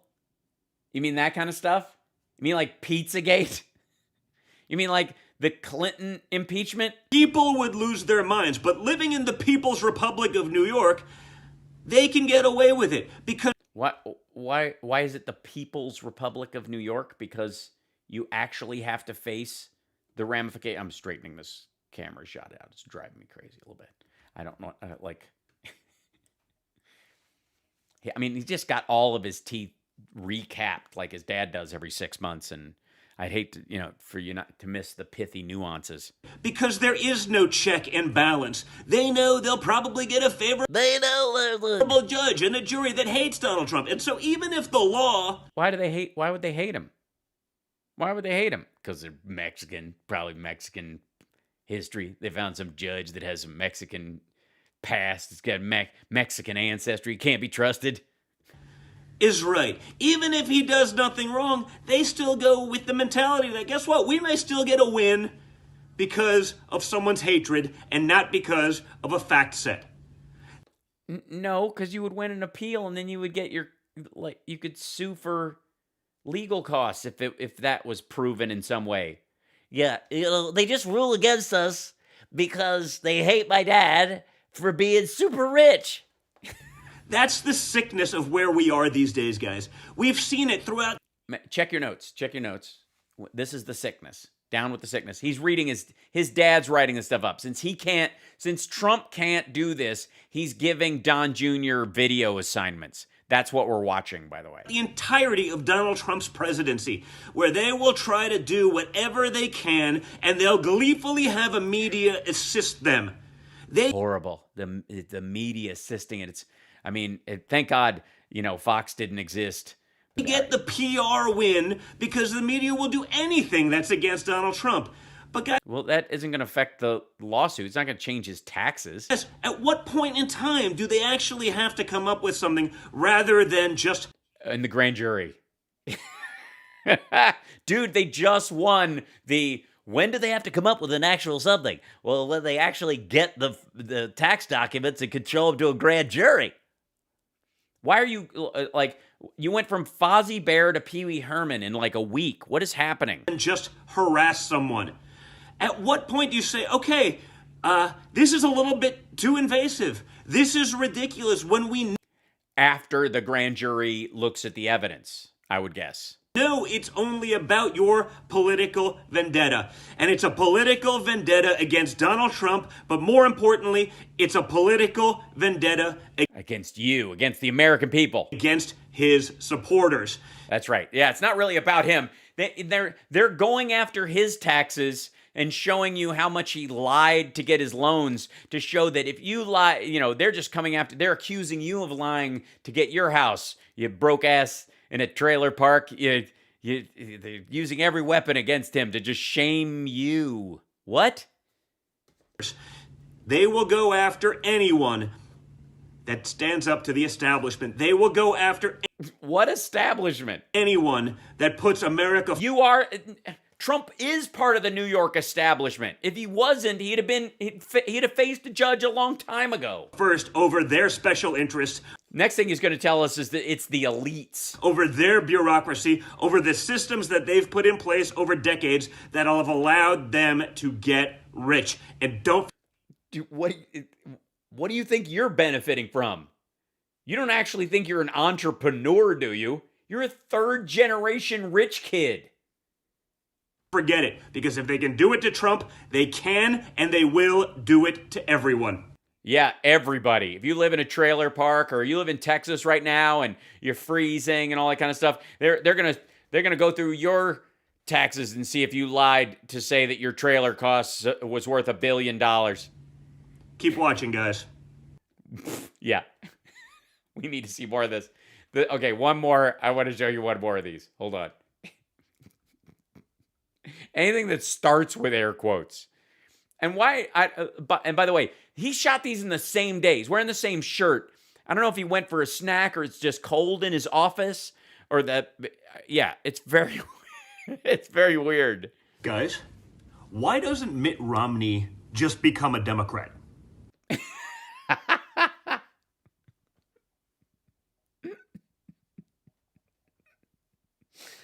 Guys. Seriously, why Seriously. doesn't Mitt just become a Democrat?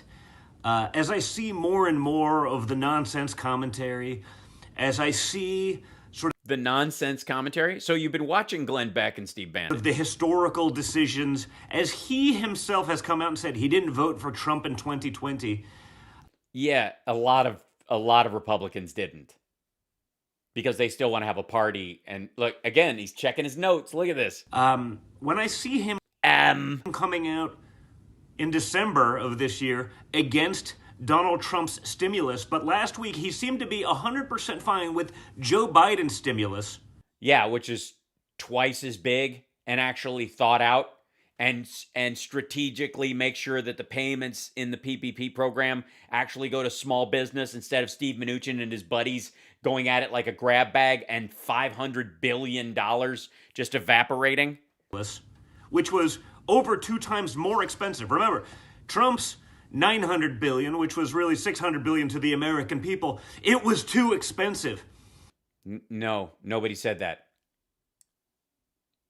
But they were actually arguing that it was too small. It would be ineffective, and it was basically just padding the pockets of rich people like yourself. But Joe Biden's 1.6, now 1.9 trillion, seemed to be just fine with him last week. Who knows, with the new craziness that was thrown in that bill, if he'll actually still support it, because I don't think the people of Utah will. I think they've had enough. So he's not going to become a Democrat anytime soon. And so his objections are based on him being a Republican. So this is all just horseshit. But at this point, why is Mitt a Republican? The reality is that because of his, mainly because of his religious conservative beliefs. Because as a deacon of the Mormon Church and his belief that deeply Christic values and family values are an integral part of what it means to be a Republican. The question is, why is he not a Democrat? Because of the actual meaning of those ideas? That's a good question. And why is he still a Republican, considering Republican, while it used to line up with what Mitt Romney apparently believes, is now wholeheartedly and wholesale the party of Donald Trump and goes against all of those family values, self-reliance, all those things that you guys, freedom even, it goes against all those essential pieces. So it's a good question. The reality is this: the people of Utah, which I believe is the second most conservative state in the union, yes, tell us about it, New Yorker. Believe in conservatism.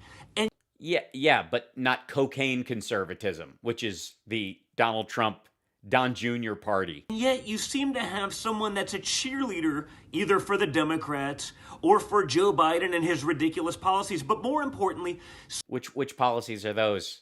Someone who's simply too afraid to stand up to the media. Let's not forget. Yes, Mitt Romney is afraid of the media.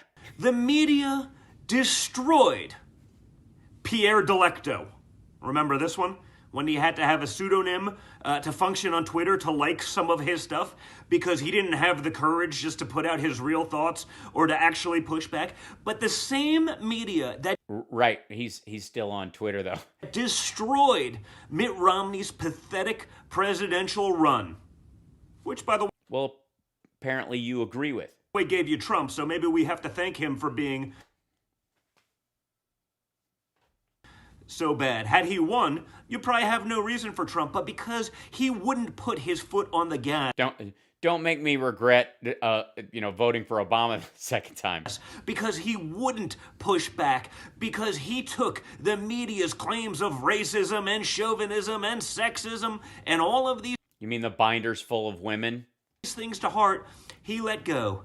He was non-existent during the last few weeks of his presidential run. He lost. He still would rather be loved by those people that destroyed his presidential run than actually represent the people of Utah.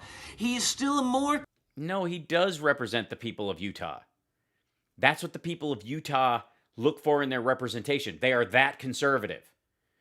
By the way, I think cocaine conservatives is that's got to be the hashtag that goes with this guy from now on. More concerned about their love and their affection, which, by the way, is non-existent if he's not just there to oppose Trump and his policies. It's totally gone. You know he's been in office for a long time, right? You know he was a governor and... All right. If he actually did what conservatives would want him to do. Which is what? So still, he would rather be loved by those who took him out. By the way, don't forget to like and subscribe to the show, please. Especially if you're on Twitch, you have to subscribe every month to kind of re-up your subscription. If you have Amazon Prime, you can do it for free. Didn't cost you anything. I'm just saying, it helps the show. So don't forget to subscribe. You can also subscribe, and there's memberships both on Facebook and on YouTube now. Out, then represent the people of his own state. And that is pathetic. He does represent the people of his own state, and the people of his own state don't like Trump in general. That is weak, but... Oh, you don't have to, Rokita? Thanks for letting me know that. I always thought you had to. You have to, because it asks you to resubscribe on Twitch anyways. It shouldn't surprise you. But maybe if Mitt Romney became a Democrat, just maybe...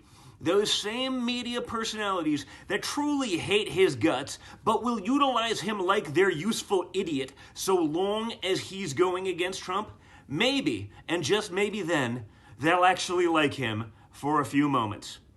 Then, the second he does something that his conservative constituents would want, they'll go back to hating him. But since he's so desperate... This is so... it's so biting. I don't know how he cuts straight to the core of Mitt Romney. It's amazing. It's like he knows Utah like the back of his, what the hell is that? For that love and for their attention, Mitt Romney should just become a Democrat once and for all. Pull the Band-Aid off, Mitt. You can be loved by those who actually hate you rather than those who elected you into office. But enough about Lindsey Graham. Lindsey, come out of the closet. It's fine. Just as long as you are having sex with adults, we're okay with that. I think that might be part of the problem, though. Maybe that's why you're still hidden away, but yeah. Is to fight for them. Isn't that what you want at this point? Because it seems pretty clear to me that's your motivation. And that's the whole thing. Like 346. That like he puts these things together. Ugh, gross. Oh, by the way, here's Dick Morris responding to the media hypocrisy about Ted Cruz taking a family trip to Cancun while the weather turned awful in Texas. And yeah, that's what he was doing. Many people lost their power. He joins us now exclusively by Skype to discuss. Exclusively by Skype, because that matters. In the same seat. Well, we were sitting here, freezing our patooties off, in this very fireplace, making s'mores. Our butler his teeth were chattering so loud, I could barely hear the applause machine my wife bought me for Christmas. To discuss the situation.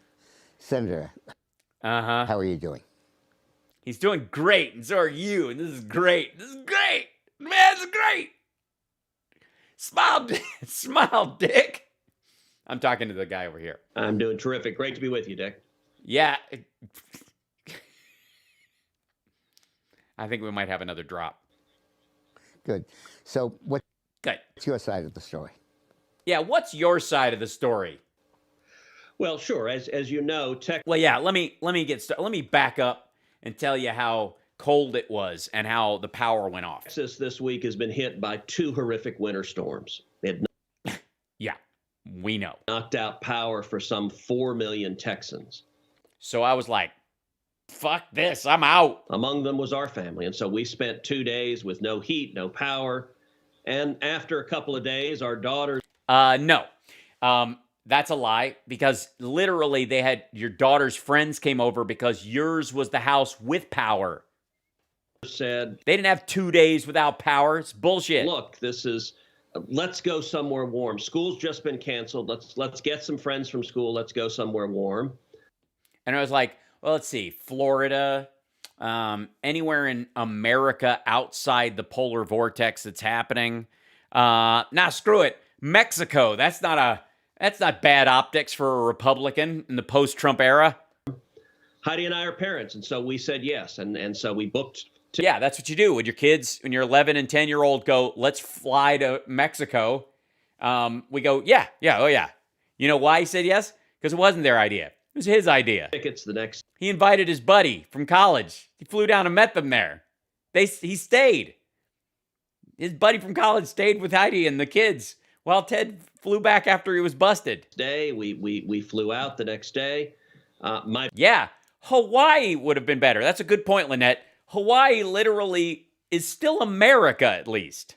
My plan had been to work remotely as I've been doing, as we've all been doing for a long time. Yeah, that was the goal, to work remotely. Work on my tan remotely. Time in the age of COVID.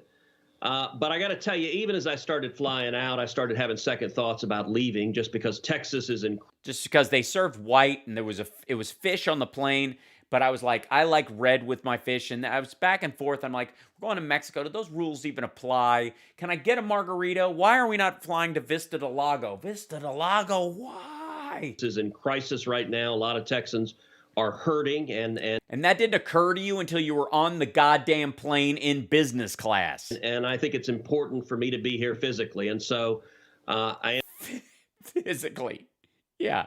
Mentally, I'm still at the beach. Ended up changing my flight and coming back the next day. I'm back in Texas now, and focusing really on the issues I was focused on before leaving briefly for that trip, which is why the grid went down and how we can make sure this never happens again. I got to tell you, a lot of Texans are pissed off how that Ted Cruz is their senator and the energy capital of the world, we think the greatest state and the greatest country of the world, could lose power and not be able to turn on our lights and our heat. And I think there's serious questions that need to be answered so this doesn't happen again. I have an answer. I have an answer. Your state is run by fuck-ups. Yeah. I mean, the real issue is that this is the first time a natural disaster has had these kind of implications because of the Green New Deal. If they had the what? The Green New Deal hasn't been implemented. What are you talking about? Hadn't come in and replaced your coal and your oil and your gas with wind turbines that freeze. They didn't replace coal and oil and gas. They added wind turbines. They didn't take shit out. And solar panels that don't work in the clouds. Yeah, so that's always the problem with the solar panels don't work in the clouds. You have to put them on the ground. This wouldn't have happened.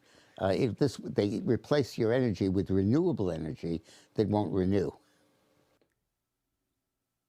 This is the argument now. Shit that hasn't been implemented in a state that refuses to implement it, that's run by people who hate the technology even when it works, and don't bother to take care of their shit because it breaks down because they're ineffectively running it. That's indicative of the technology itself. I see.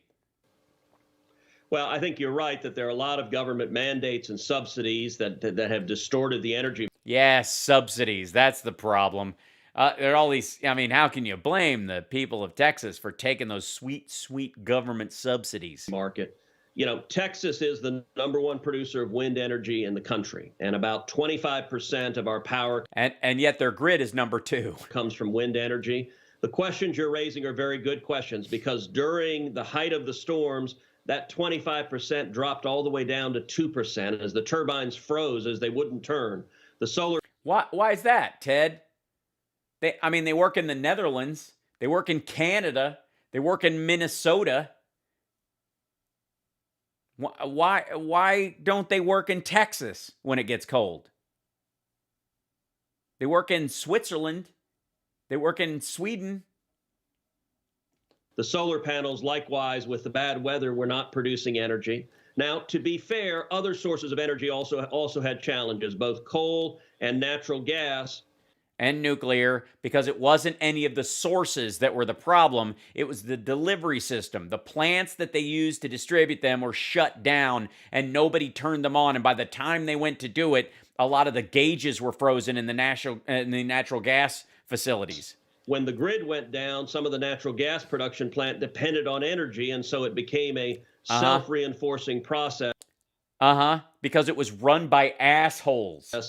That's why I think it's a good thing that Governor Abbott has called for the Texas. They don't lube in Texas. It's very dry and painful. That's the let's not lube our windmills bill that Ted Cruz pushed through through when he was a state senator. Just really came back to bite him in the tuchus. This legislature to study what it is that caused the grid not to be able to handle this surge in demand. And they know exactly what it was. Now deal with how they're going to pay for it. Because here's what's going to happen. This is the most dickish thing of this whole thing.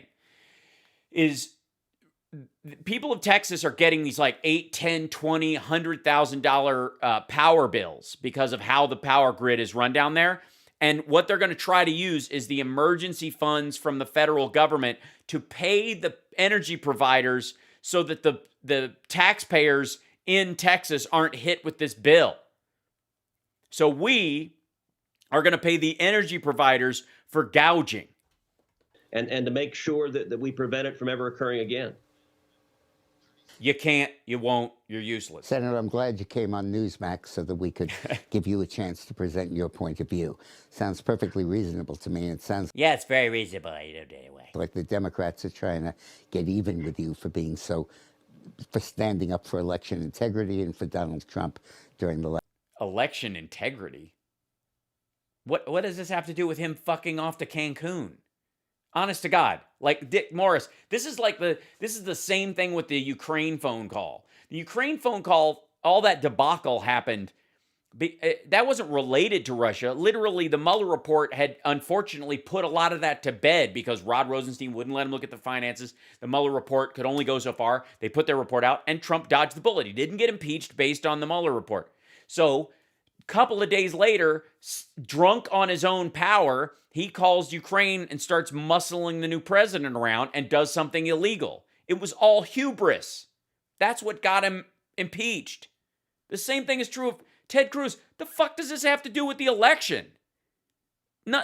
There was nothing related to the election that drove Ted Cruz in the middle of a goddamn snowstorm affecting his own state to Mexico with his family.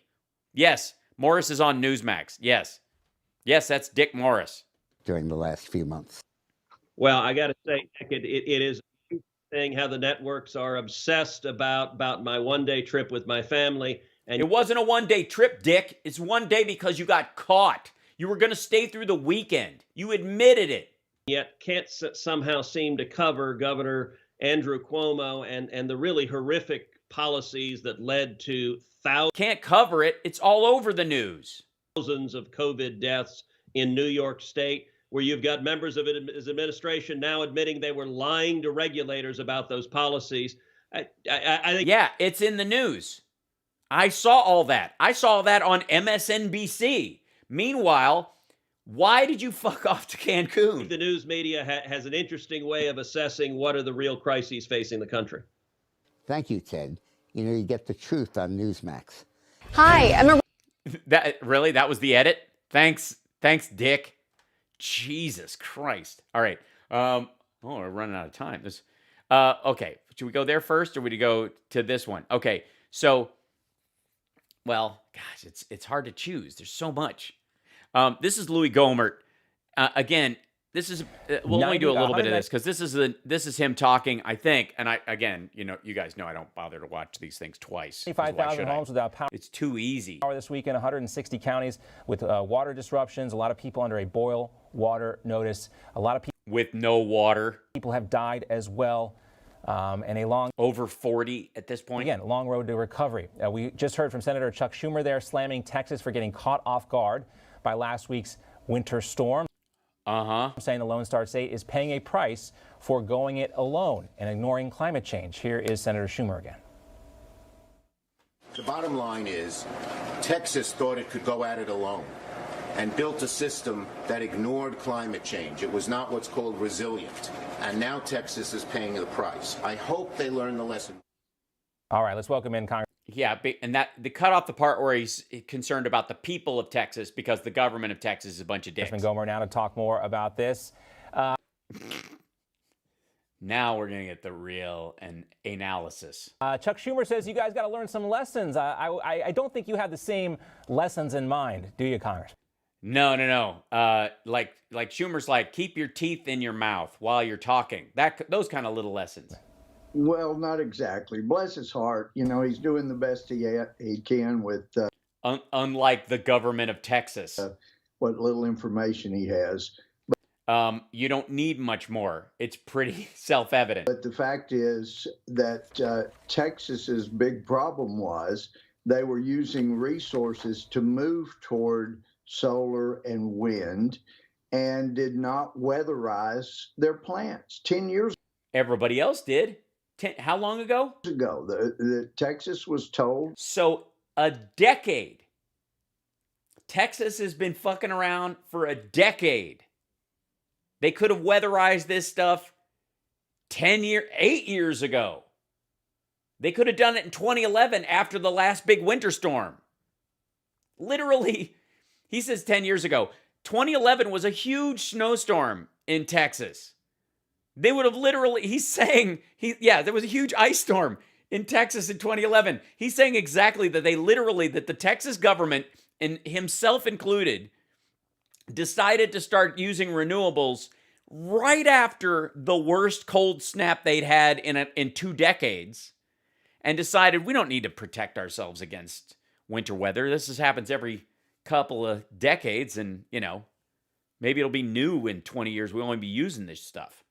Told in a report, you've got to weatherize your plant. But what do you mean you've got to? You're the Texas representative. You dumb son of a bitch. The emphasis was getting kudos from people like Schumer and having more. Yeah, that's what Texas has been worried about. And more intermittent type. Well, we also know it as wind and solar, but intermittent types of power. They're not. What do you mean, natural gas, coal, oil, and nuclear? The other 80% of your grid that also went down? Constant. And you have to have twice as many transmission lines. But instead of winterizing the plants, as Texas was told to do, our what? Chairman of the board of ERCOT in Michigan and vice chairman of our ERCOT board in California. So the ERCOT board for Texas, and it's Texas going it alone grid, the people who run it don't live in Texas. Apparently didn't realize just how important that was. ERCOT doesn't produce a watt of energy. Yeah, let's talk. No, they manage it on behalf of the government. Talk about that a little bit, because it's a unique system that most people are used to. Oh, it's very unique. And I'm a little surprised to hear you talk about the ERCOT board member in Michigan and in California. Most people would assume that the people making the decision for Texans are actually in the state of Texas. You're telling me that's not the you might. case? I can guarantee you the people in my district, most of Texas, had no idea that we'd allowed people from other states. I mean, we'd allowed people from other states. You mean Texans who have other property? You got competent people in every state. But if I were in Michigan, I would not want a Texan dictating our energy plans for me. Well, I will say one thing about somebody living in Michigan. They might have been the ones saying we might want to weatherize this shit in Texas because it gets mighty cold up here and we have to do that with our stuff. Michigan, but it was quite a surprise to all of us. I can promise you. Because that was shocking. kind of the whole point of the ERCOT system, right? That Texas produces enough energy, and they could be autonomous when it comes to how they regulate and manage their electricity. And this seems like that would completely defeat that purpose. Yeah, and there have been many that. Yeah, I kind of think that it would, but Texas insisted. Saw the benefit of having a separate grid in other parts of the country too, because we are able to produce so much energy here. Are you? Again, we didn't weatherize the plants, so you can produce it. You just can't get it anywhere. I see. And we did not have our valves weatherized where we need. Well, that'll chafe. Resources, natural gas valves had frozen. They had been shut in, and then they were not. The natural gas valves were frozen. Were they now? Nobody could have seen the weather coming and taken care to do that. I mean, I understand you're just a House representative of a district that's been reelected multiple times, and you're on the House Intelligence Committee, according to the Chiron. But it never occurred to you that you've known this for a decade. The fuck have you been doing? They were not able to produce. So they what? They were not able to produce? They were able to produce. Hold on one second. Let me make sure I'm in this. Boink. Valves weatherized where we needed resources. Natural gas valves had frozen. They had been shut in, and then they were not able to produce. No. They were able to produce. They weren't able to distribute because you didn't care enough to check and protect your state and the people of your state. So when we needed them, but no natural gas. These pretzels are making me thirsty. Plant shut down. If we had the 3 coal plants that have been shut down in recent years, then that would have. Why were they shut down? Because of cost, because of production, because of lack of coal, because you had so much oil and natural gas, because you were so pro fracking. You're right. You shut those down, and we had to rely on these stupid other things we didn't weatherize. That would have added to make sure that we had. What do you mean? The valves of the heat from the coal plants wouldn't have gone anywhere. They'd have frozen too. Plenty of energy. But how? They have been shut down to try to continue to make Schumer happy. And that's all. Yeah. Again, how is this what Texas? At what point has there ever been a thing in Texas where how can we make Chuck Schumer happy? Instead, it left us as a state that was not really prepared for this kind of weather. Mm-hmm. Really, Louis? That's what it did. It left you because you were so trying to please Chuck Schumer. It left you as a state not prepared for this kind of weather. That's why we've got to stop as a state. We've got to stop trying to please Chuck Schumer and lube our valves. Jesus. And we set records of all kinds every day. It was amazing. Our frost line went deeper than anybody was used to. Uh-huh. And that meant more frozen pipes, more. Again, why is anybody... Dude, you're in charge of emergencies. The government literally is just there to protect the citizenry so they can get on with their lives. It's none of your goddamn business if somebody's coffee shop is profitable, but they shouldn't be freezing to death waiting for businesses to reopen in the middle of it. Good God. Thank you, Beth. More burst water mains, and so that's going to take time to get all that fixed. Uh-huh. Yeah, these houses in Texas aren't built for that kind of cold. Right. And No, they're not. When you look at the power bills, too, what's going to be done for these poor folks about these power bills? It seems like they're getting a raw deal here. No, they're not. Sorry, dude. Newsmax. This is free market Texas, man. You pay by the watt. They can charge whatever the shit they want. There are no market caps. None of these stupid regulations. Louis is excited to answer this. Yes, it's Amy Schumer he's blaming, yes. here because they weren't able to get the power, and what little power they were able to get because of the law on supply and demand and the way things work down there, some of them are paying $7,000 for their power bill. Yeah.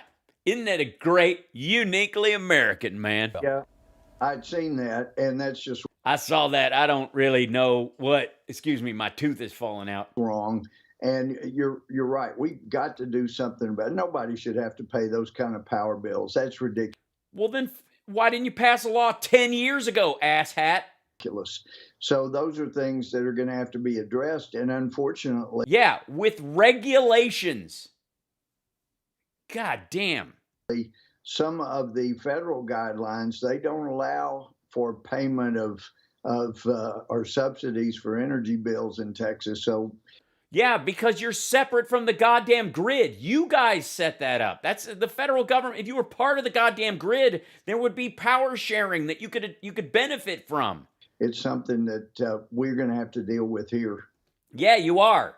We're not, because I don't think the federal emergency aid should be bailing out people's power bills in Texas. Yeah, you know, in the $1.9 trillion COVID relief package, there is a lot of money that's earmarked to go to foreign COVID relief efforts. There's $50 billion going to the state of New York to help bail them out. You would hope that there would maybe be some opportunity to help out these poor folks in Texas who through...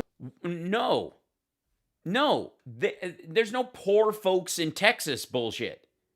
The people in Texas live there so that they can be separate from the power grid. This is literally something they sought out as voters. This is something this asshole and you support.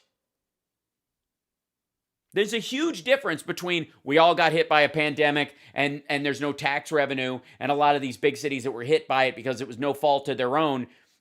There was no intrinsically set up situation in New York and LA and Seattle that made them, you know, like, we're not going to have a pandemic response team of our own. We don't need that shit. And then we ended up having to bail them out, which is exactly what's happening with the power grid in Texas. They specifically sought this out. What a bunch of assholes. Who through no fault of their own are getting hosed. No fault of their own. I love you people of Texas, but you voted for this shit. Fix that shit. Join the United States of America. Stop pretending you're another subsidized, army-protected mini country that has the benefits of being part of the United States and none of the goddamn responsibilities. Hosed on these electric bills. I also want to talk about Senator Ted Cruz because, you know, he's gotten a lot of criticism for his trip to Mexico. He was on Newsmax, to his credit, this week. Yeah, to his credit, he was on Newsmax. We give credit to anybody who will come on this dump. Weekend to explain what happened. Here he is. My plan had been to work remotely, as I've been doing, as we've all been doing for a long time in the age of COVID. But I got to tell you, even as I started flying out, I started having second thoughts about leaving just because Texas is in crisis. Jesus Christ. Like, this is just embarrassing. Right now, a lot of Texans are hurting, and I think it's important for me to be here physically. And so... Why? Honest to God, why? If anything, he should be in D.C. If there was anything that he could actually do, it would be like joining together with other senators in the surrounding area and going, hey guys, what resources do you guys have? You're on the border of my state. Do you have snow plows? Do you have resources we can use, you know, that's part of your setup? So I ended up changing my flight and coming back the next day. I'm back in Texas now. Uh-huh. Why'd you change it? Oh, because you checked Twitter. And focusing really on the issues I was focused on before leaving briefly for that trip. Briefly. So, you know, Ted Cruz back in the Senate hearing, which is on recess right now. Hi, can I touch your elbow, lady? Now he's also seen handing out food and water. No, he wasn't seen. He was photographed by his own staff. Hold on one second. If you'll notice, you know, when the news organizations do, you know, show a picture, they have to show the source. Notice what the source is? See that? This is all contrived bullshit. He was handing out packs of water. some barbecue I saw over the weekend. And this is some barbecue. You know, what you'd expect people to do. But, Congress, I wanted to focus the conversation on you and what you have been doing for your Yeah, what have you been doing? I've been bitching about wind. Constituents since this all happened. Well, for one thing, you get all over your district, you find out what people need, and then you make calls. We have a great system. Books. Emergency system in Austin, and they are very responsive when I've called and when we seek to get things that our district needs. And so, you know, it's been very Texas focused for a couple of weeks now. And as opposed to, as opposed to the last 10 years while the electrical grid has been failing there. So I've missed some of the national news, you know, just being right here in East Texas. But you haven't missed too much, because there's not a lot going on in Washington, quite frankly. I mean, I know you got your ear to the ground on that stuff. No, he just said he doesn't. But with the exception of that, I actually believe there's a chance that if you said, "Do you have your ear to the ground about stuff?" Louis Gohmert would actually put his ear to the ground. You know, spectacular engine issue that we had over the weekend. It's been the same thing. It's been impeachment again in reverse, and talking about President Trump and relitigating all that stuff from the past. But I think part of that is intentional, because No. A huge part of the news cycle has been confirmation of Biden's cabinet, the $1.9 trillion package and getting it through, whether or not the $15 minimum wage hike will be a part of it, or whether they can actually make it through reconciliation, if it qualifies as part of the package for reconciliation, because it's not technically part of the rescue aspect of it. And so it's hard to make that argument, and whether or not that can be done, and the fact that Biden wants it, but it might not be legal, and that whole conversation's been happening, and Ted Cruz fucking off to Cancun. Because Democrats want our attention elsewhere from this $1.9 trillion COVID relief package. No, we want it passed. The Biden White House says it's very popular with Americans. It is. But again, we see several cases where this money really isn't designed to go to COVID relief. No, and some of it, like for schools, won't be spent until after this year. So it doesn't make a lot of sense. And you're exactly right. When they're making noise about one thing in Washington, the Democrats, that is, you can be sure they're trying to slide something else through. We're going to be... Yeah, well, at least we use lube. As I'm told, taking up the Equality Act that is anything but about equality. It does massive damage to women's sport. Oh, now we're talking about trans athletes? Does so much of the good that we've done in equalization of rights and scholarships, all these kind of things. And now wait a minute, the Equality Act gets rid of scholarships? Now, women's rights movement that has made so much gains as it should have, it's taken a back seat, and transgenderism is going to, as we had testimony in one of our hearings in the last Congress, it's going to be quite powerful in maybe ending the majority role women have in women's sports. It's just tragic what they're trying to slide.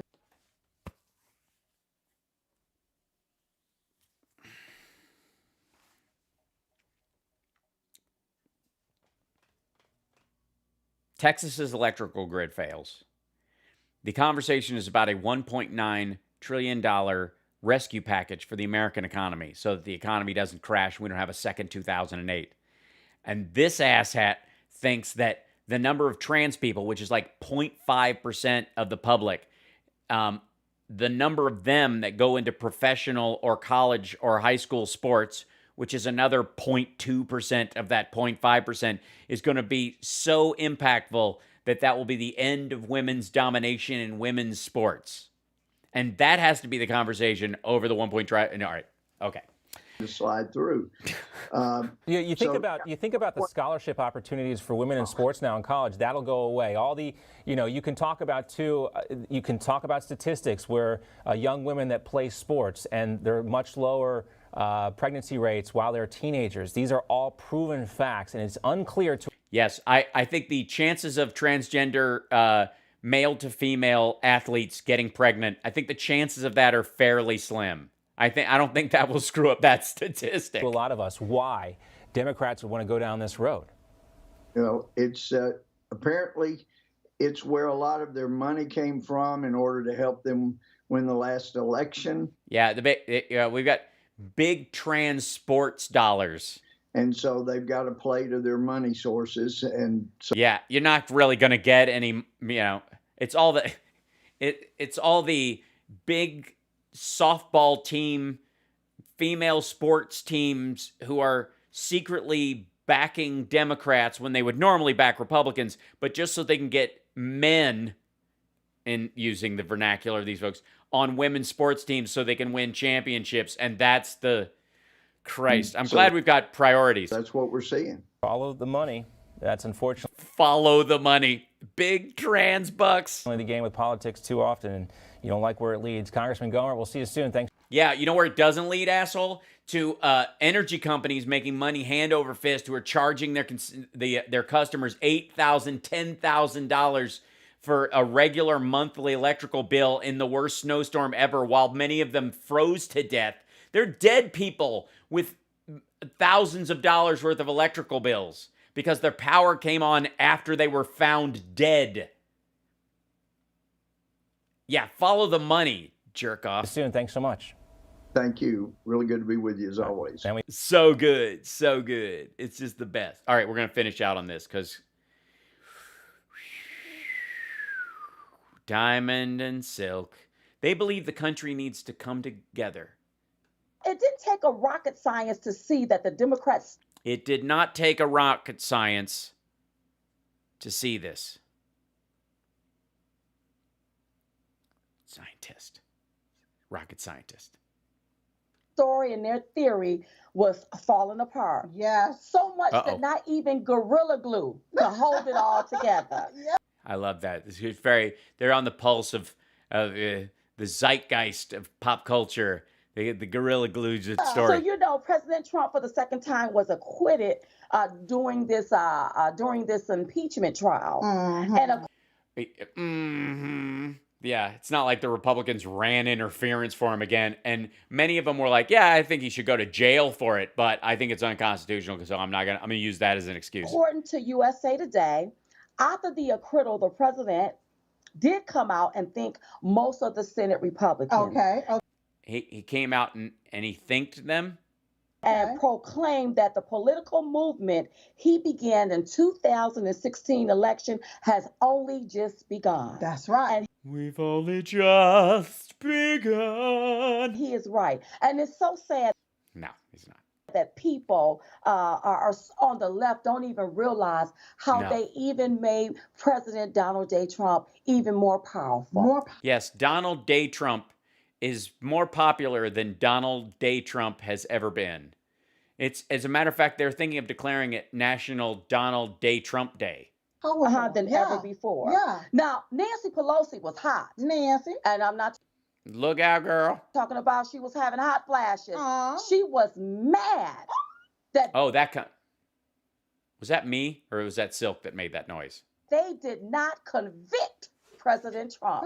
So she's calling for a 911 style commission to investigate 9/11 style, because it's the date, not 911. It's not the emergency call. It's a 9/11 style commission. The date 9/11. We don't go, I remember 911. Never forget 911, especially if you're in an emergency. Investigate the January 6th incident. Oh, now you know what? I think things need to be investigated. Yeah. Okay, good. All we right. also need to find. Look at that. You agree with Nancy Pelosi. Look, there's movement. Unity. Find out who planned this, who orchestrated this. So she want to do an investigate. Yeah, Ginny Thomas, Charlie Kirk, the Oath Keepers, the Proud Boys, and Trump. You're welcome. Stunk. Investigate everything. That's right. So we can get to the bottom of this here. Because I'm tired of people being lied on. That's you right. See what I'm saying? Yeah, it's terrible. Why are they being lied on? And lied to. Yes. Yeah. Yes, lied on, lied to, around, in, of, out, over. Now, President Trump lawyer Michael Van de Veen was interviewed by Anchor on CBSN. Okay. Now, she thought she was going to have a gotcha moment. On CBSN, you mean CBS News? But this lawyer surely got her. That's right. And if y'all don't believe us, take a look at this. Oh, this is the clip. Okay, all right. Yeah, we've seen this, actually. What happened at the Capitol on January 6th is absolutely horrific. But what happened at the Capitol during this trial was not too far away from that. Really? Really? Really, dude? So a cop was beaten to death. Another one lost his eye. One had part of his spine crushed. A woman was shot in the neck and bled to death. 3 people had heart attacks on the stairs. One woman was trampled to death. 2 cops committed suicide days afterwards. But the hiring of you as the president's lawyer to represent him in the Capitol is of an equal horror. I see. The prosecutors in this case doctored evidence. They did they? Did not investigate this case, and when they had to come to the court of the Senate to put their case on, because they hadn't done any investigation, they doctored. They were there, asshole. Evidence. It was absolutely shocking. I think. They didn't doctor evidence. They made displays, and you showed the displays as they were being made, and somebody put 2020 instead of 2021 on the screen for a 2021 tweet, by the way. So the truth is still valid, but somebody was like writing 2020 still on their checks mode, and they put in 2020 when they were filling out, when they were trying to create a visual representation of the essence of the tweet that they wanted to show. Right. When we discovered it, and we were able, because they didn't cut and paste and just blow it up, to expose it and put it out. And then I think one woman didn't have a blue check, but Trump, who did, retweeted it. So all right. I think it turned a lot of senators. The American people. No, they didn't. They had already made up their mind. Should not be putting up with this. They need to look at. Really? What are they? Okay. Who these House managers were, and look to see what. Yeah, they saw them every day. They watched the whole thing. Whether these are the folks they want representing them. It was shocking to me. We do. Solid human beings. Wouldn't have believed it. Let's follow up with a point that you're making right now about the House managers, as you say, doctoring evidence, and the argument. They didn't deny for our viewers. They didn't deny it. I put it in front of them 3 times. To be clear for our viewers, what you're talking about now is a check. By the way, this is where he gets all mad. She's trying to just clarify what his charges are. Mark. That's a verification on Twitter that did not exist on that particular tweet. A 2020 that should have actually read 2021, and the selective editing, you say, of the tapes. Is that the doctored evidence of what you're speaking? Wait, that's not enough for you? That's not enough for you? Wait. Yeah, she wasn't making the case that was enough or whatever. She was just saying, just so people know what you're talking about, this is what you're referencing. Like, she's being nice. She's just doing this is normal news shit. And he launches into this prick attack on her. Wait, no, Sir, no. I'm trying. I'm not a juror in this trial. What I'm trying to be clear for our viewers is what you. Yeah, she's just like, this is what you were saying because this is what you're referring to. Is what you're referring to, because not everybody has been following. It's not okay not everybody, to doctor sir, a little bit of evidence. Respectfully. Okay. Yeah, cut out that part. Really? And by the way, he apologized for that later on another show. He's like, in her defense, she was just trying to state he's like, there was a delay and I thought she was saying something else. Like, but please run with this. No, I want you to know, did you know that tampering with evidence could be a felony? That's right. Did you know that? They're not tampering with evidence. They didn't tamper with it. They didn't move a body. It's sad that these anchors, they don't even realize for derp that selective editing could be misleading and distortion of the truth. You mean like the fight video? That's right. And you shouldn't. You mean like everything Rudy Giuliani shows about the hard drive? Be able to fabricate, manipulate, and doctor any type of evidence. Right. You shouldn't try to take something to try to make it appear like something has happened. And I've found, since I've been in this political spectrum for near weeks now. For about 5 years now? when it comes Give or take. down to Congress and people up there in Congress, they can lie, they can make up a lie, they can make It's just like you guys. up this theatrical I mean, they're no better than you. You guys are right on the same peer as Vanderveen. It's beautiful. theory and put it out there to the people as if it's the truth, and no one is held accountable. No one is held accountable. But had that been a Republican, oh my goodness. Yeah. Was that noise, again, was that noise from Silk or from me? Yeah, all doors and fences would have swung open. That's right. But All doors and fitzes? What? What? Accountable. no one is held accountable. But had that been a Republican, oh my goodness. Yeah. No one is held accountable. But had that been a Republican, oh my goodness. Yeah. Yeah, all doors and fences would have swung open. That's right. All doors and fences would have swung open. What? But you know what? This lawyer wasn't finished with this anchor. Take a look at this. The media has to start telling the right story in this country. The media is trying to divide this country. You are bloodthirsty for ratings, and as such, you're asking questions. She's like, this lady, by the way, is bloodthirsty for ratings. She's on CBSN now that are already set up with a fact pattern. I can't believe you would ask me a question indicating that it's all right just to doctor. She didn't. She was just clarifying for the viewer what you were referring to in your statement, because those are the things you had called out. A little bit of evidence. There's more stuff that we uncovered that they doctored, to be frank with you. And like? Perhaps that will come out one day. Perhaps? Say it now. What do you mean, perhaps? But we won this case. Come out when? And I'm not a sore loser. You didn't win. It was a fix.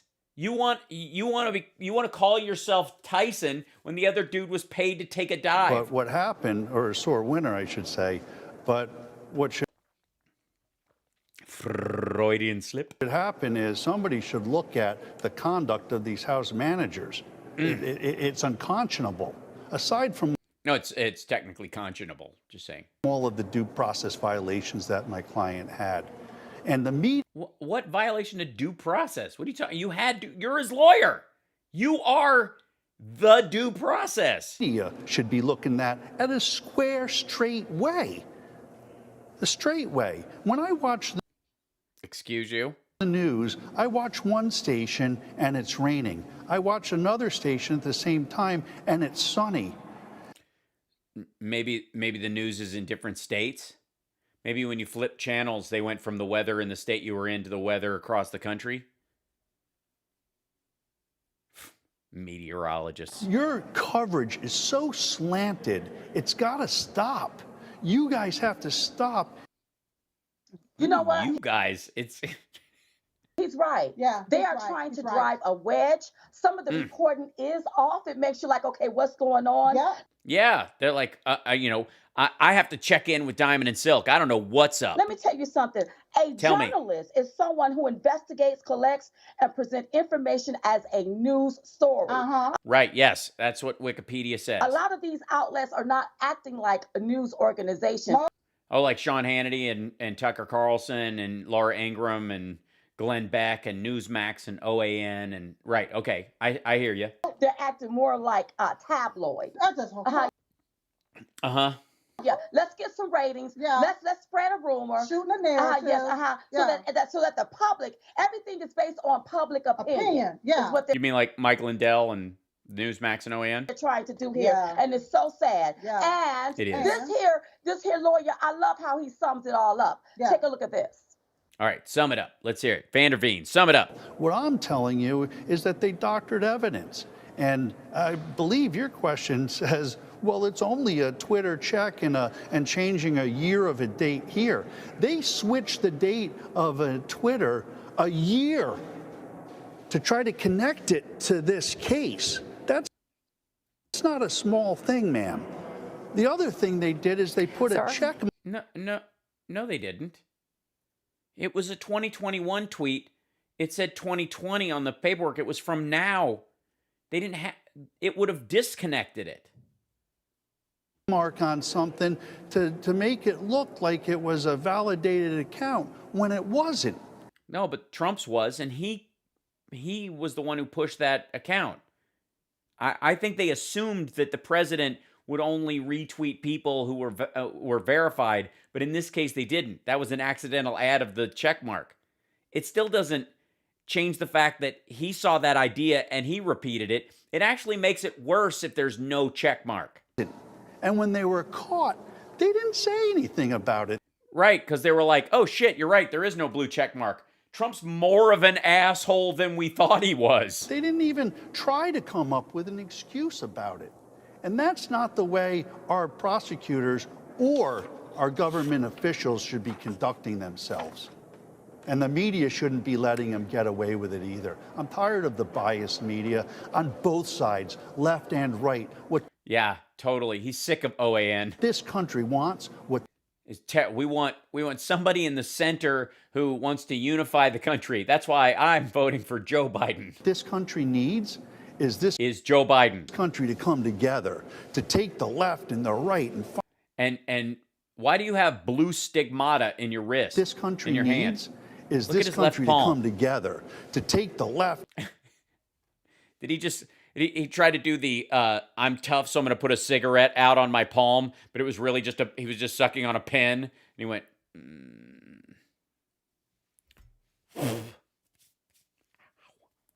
The left and the right, and fine. 300 likes. Look at that. Give us a thumbs up and a like and subscribe. Don't forget, you can help out with stars on Facebook. Please, please, please. Thank you very much. Please and thank you. Patreon.com/HalSparks. Our new goal is 1,000 patrons. Oh my God, that'd be incredible.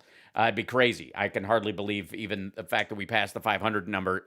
So patreon.com/HalSparks. And then, of course, live shows are starting to come up. Life is returning back to the craziness.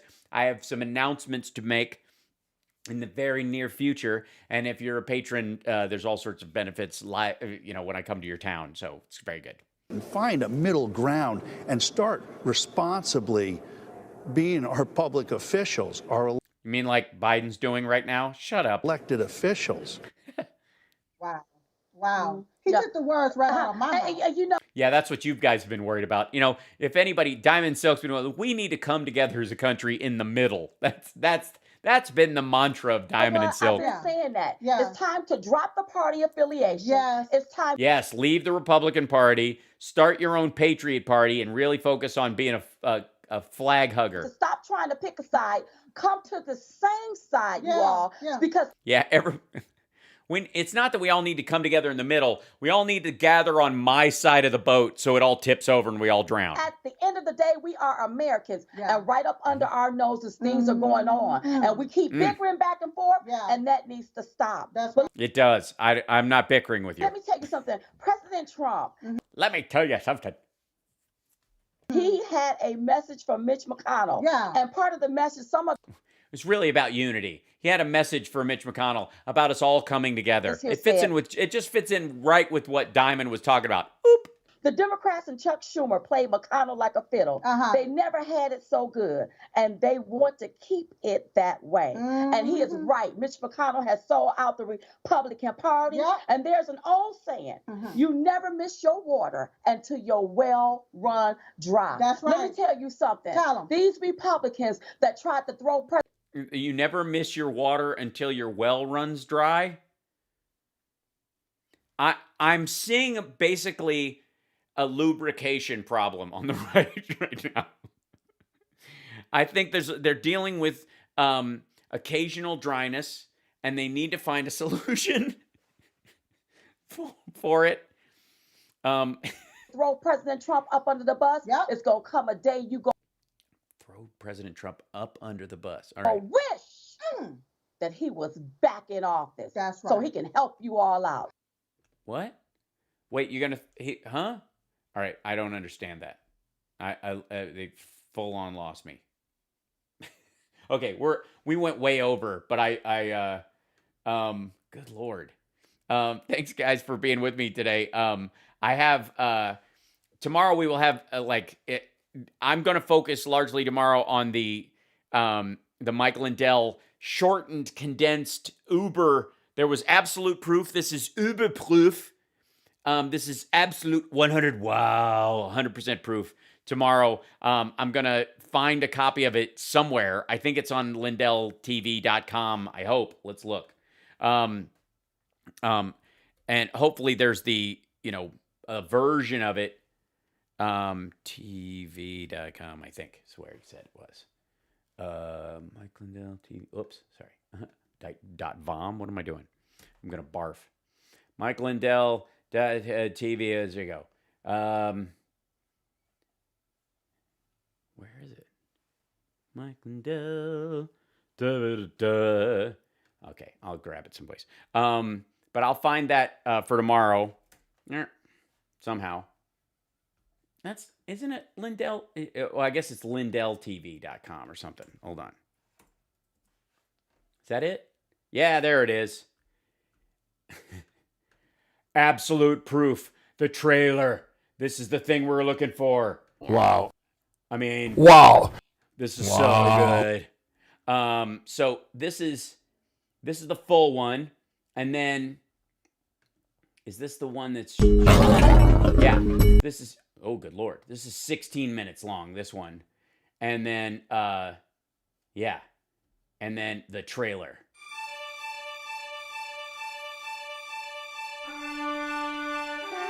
Hello, America is awesome. everyone. This is Mike Lindell, the CEO of Hi, Mike. My Pillow. As you Not for long. all know, I have been attacked the last month relentlessly on social media, by newspapers, by TV shows. Well, criticized. No one's he wasn't ever tackled physically. Just saying. You name it, I've been attacked. It's amazing that I can't go out and say like a bunch of dumb shit and not have some kind of blowback. And myself, not just myself, but my company. The boycotts that are going on, box stores are dropping me, social media. Yeah. Uh-huh. Because you're funding your insanity with the product, and so these people don't want to fund the destruction of democracy. They canceled my Twitter. Today, we're 30 seconds into this thing. Okay. They canceled My Pillow's Twitter account, my company's Twitter account. Wait a minute. This is absolute. Okay. All right. Look at this. Look at this. Absolute proof. Please share this with everybody you know to help save our country. Oh, yeah. Absolute proof. This is trailer, right? And I know what you're thinking. Hal, isn't that the name of your uncle's dog? No, it's the name of a dog of a friend of my dad's. He has a dog named Trailer. This is not the trailer. I was going to play this, and I thought, oh, it's 20 minutes. It's going to be a little 2-minute thing. It'll give us some sort of lead in. This is, look at this. Look at this shit. 28.20. This is a half hour. This is the half-hour version. He replaced the 2-minute trailer, unless it's a half-hour trailer. Jesus. But apparently, I've had my Twitter shut down, my Facebook, my link. Like, okay, there's this Telegram. You can download it. Definitely doing that. You can watch the full length, all 2 hours, which we already did. And then there's this, I don't know what this is. No matter which side of the fence people have been on, they've been saying, show me the evidence. I'll believe it when I see the evidence. And yeah. People on both sides agree that something went terribly wrong in November 20. Yeah, no, they don't. Rasmussen poll. Yeah, the Trump-friendly one. 20 to 30% of Democrats believe the election was stolen from Trump. Nah.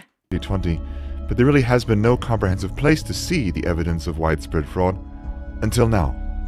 Yeah, the HAL SPARKS live stream, because I've been through all this shit as it happened. This video is pure data, so don't get mad. You can't be angry when a scientist confirms a gravity pull. This is pure data, dude. This guy jumping out of a downward plane. at negative 9.8 meters per second squared, even when that fact works against the narrative you've heard. So here we go. Just before we show you some new disturbing video evidence, we'll talk about statistical anomalies in 3 states in question. Which are not facts. A statistical anomaly during a pandemic when everyone who normally votes in person is voting by mail, and an increased number of people are voting because they have the opportunity to vote by mail, renders all previous statistics useless in those times. Like, this goes to that whole, like, we had a 4% bump in Hispanic votes for Trump. That's because the Hispanic voters have been stopped from voting because of their neighborhoods. In the early hours of November... By the way, that's not a fact. Statistical anomalies are just that. They can show causation or correlation. They don't necessarily guarantee either. They can be wholly related. They can be used to inflate an anomaly. On November 4th, 2020, Democratic candidate Joe Biden received several major vote spikes in Michigan, Wisconsin, and Georgia, when they uploaded him to the meeting, suddenly placing him in the lead when he had been trailing Trump by a significant margin. Because they were counting the mail-in votes. 8,954 individuals. All right, we'll do this tomorrow. I'm not doing this whole thing tonight. But we will jump into this whole friggin' thing. We'll do this, whatever this video is, and we'll do this whole thing tomorrow as well. I'm ready to go to court today, but we'll wait till tomorrow.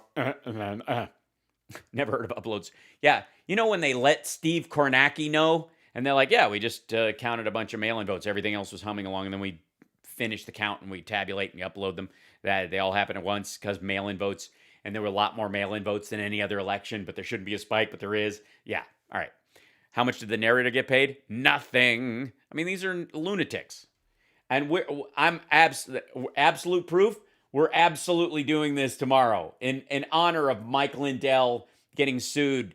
Mike, if anyone around you is listening, tomorrow I'm going to march a wet hole in your stupid video and point out all the areas where you are either lying, being suckered by people who are selling you bullshit, or flat out lying yourself. Okay? Get ready. I did it with the long form one. I'm going to do it with the short form to make it easier for people to digest. And nobody can say that nobody's even looked at the thing. Nobody even went through it. I put out all this evidence and nobody even looks at it. I'm looking at it. I'm looking at the whole fucking thing, you dipshit. I'm going to go through the whole thing. Get ready. Buckle in.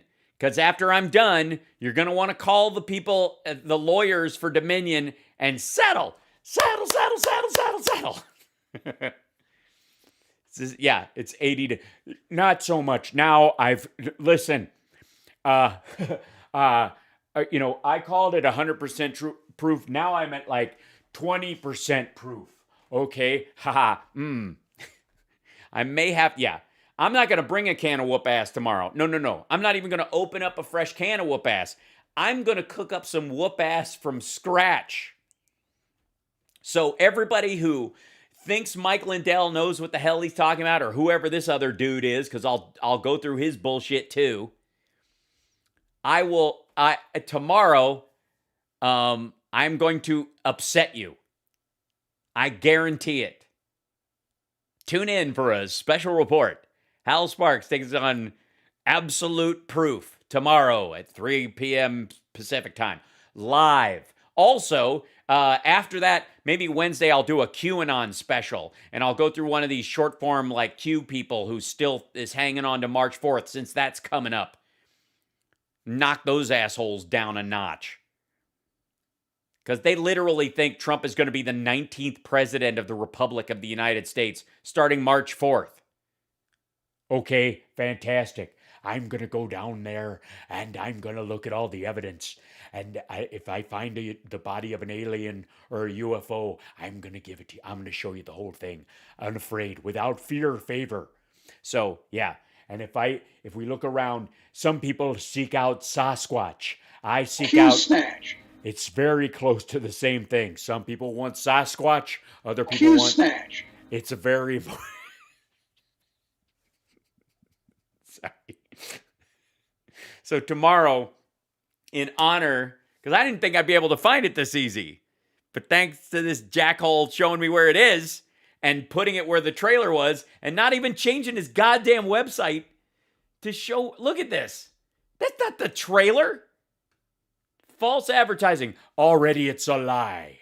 So, yeah. So I will be there tomorrow. Be there or be... Q-Snatch. I'm just saying, it's this video itself is... It's a malware called Q-Snatch. So just, understand my fellow Americans. And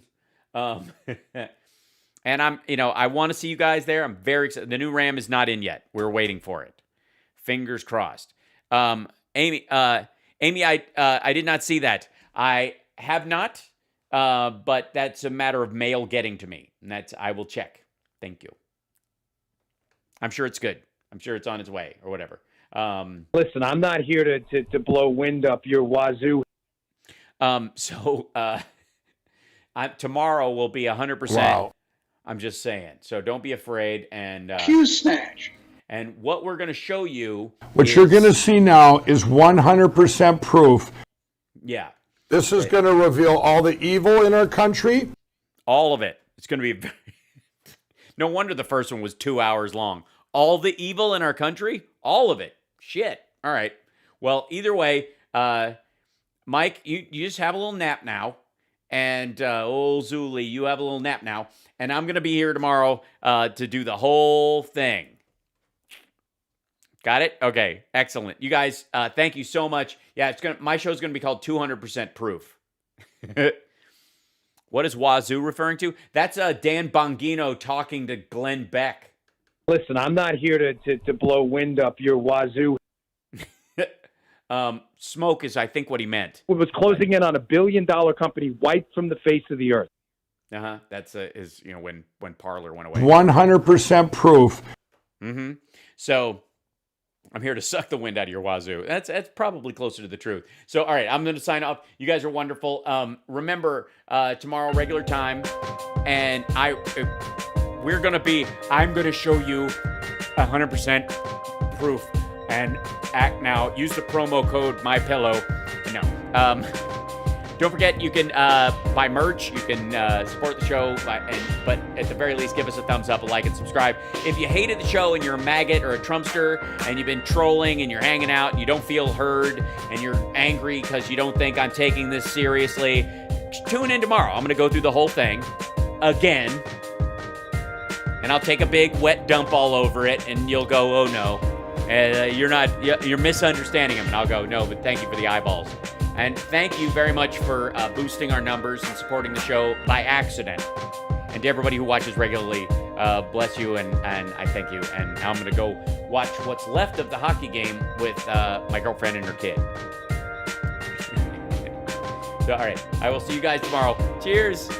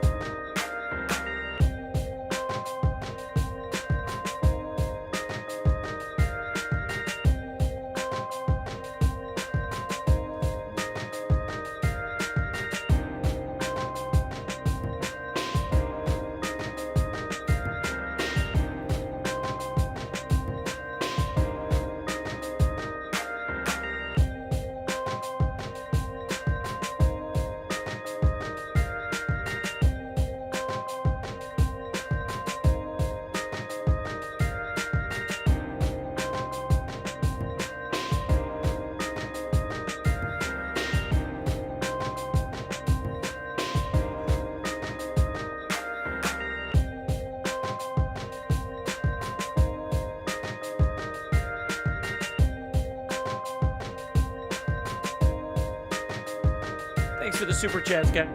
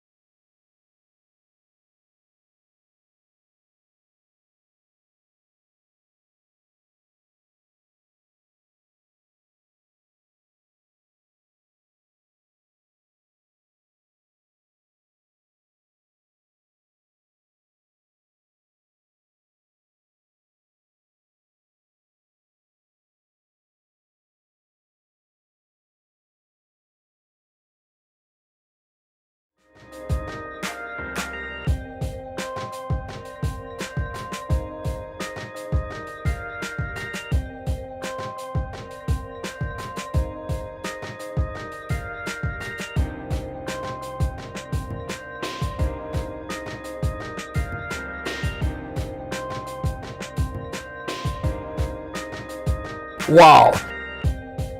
Wow. 100% proof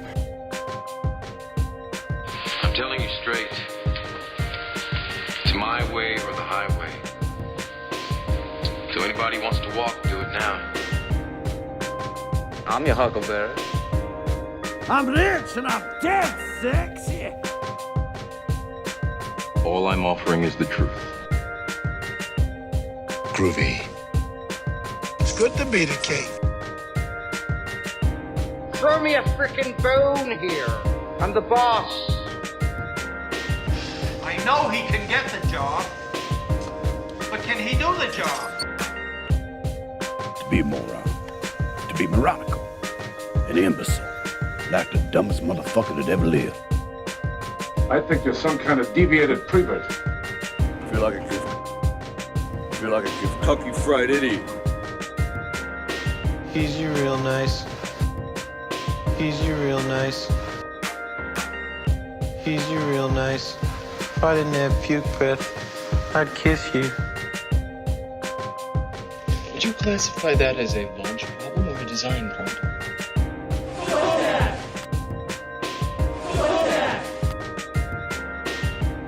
Leon's getting larger. Did have shade.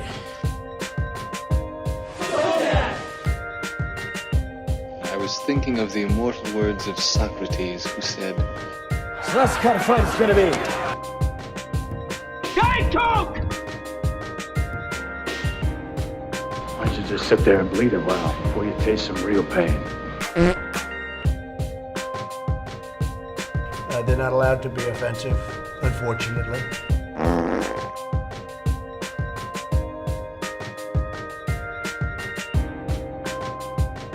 They're not allowed to be offensive, unfortunately. Butthole!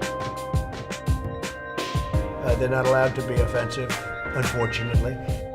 I got news for you, pal. You ain't leading but two things right now. Jack and shit.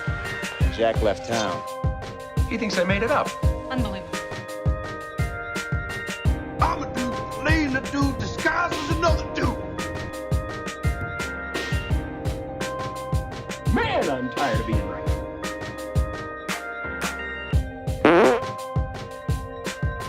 Drop your shorts and bend over, Mr. Babar.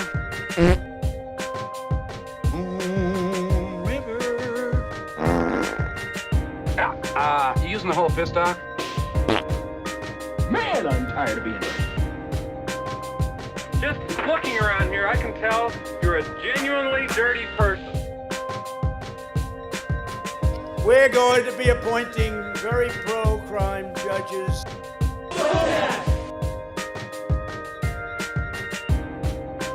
Shop smart, shop S-smart. How, in the name of Zeus's butthole, did you get out of your cell?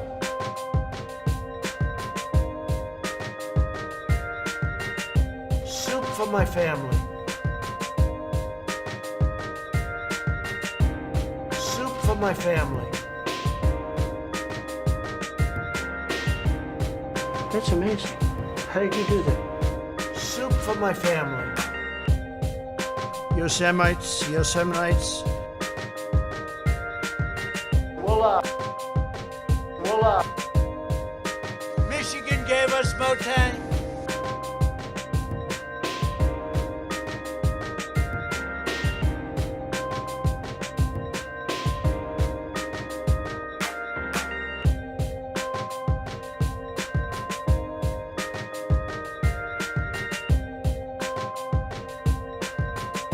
Michigan gave us Motang. We're honored to have with us today our amazing Vice President, Mike Pence, and his wonderful wife, Carrot. Butthole! And you know, when you say per capita, there's many per capitas. It's like per capita relative to what? You're a lying dog-faced pony soldier. Captain's log.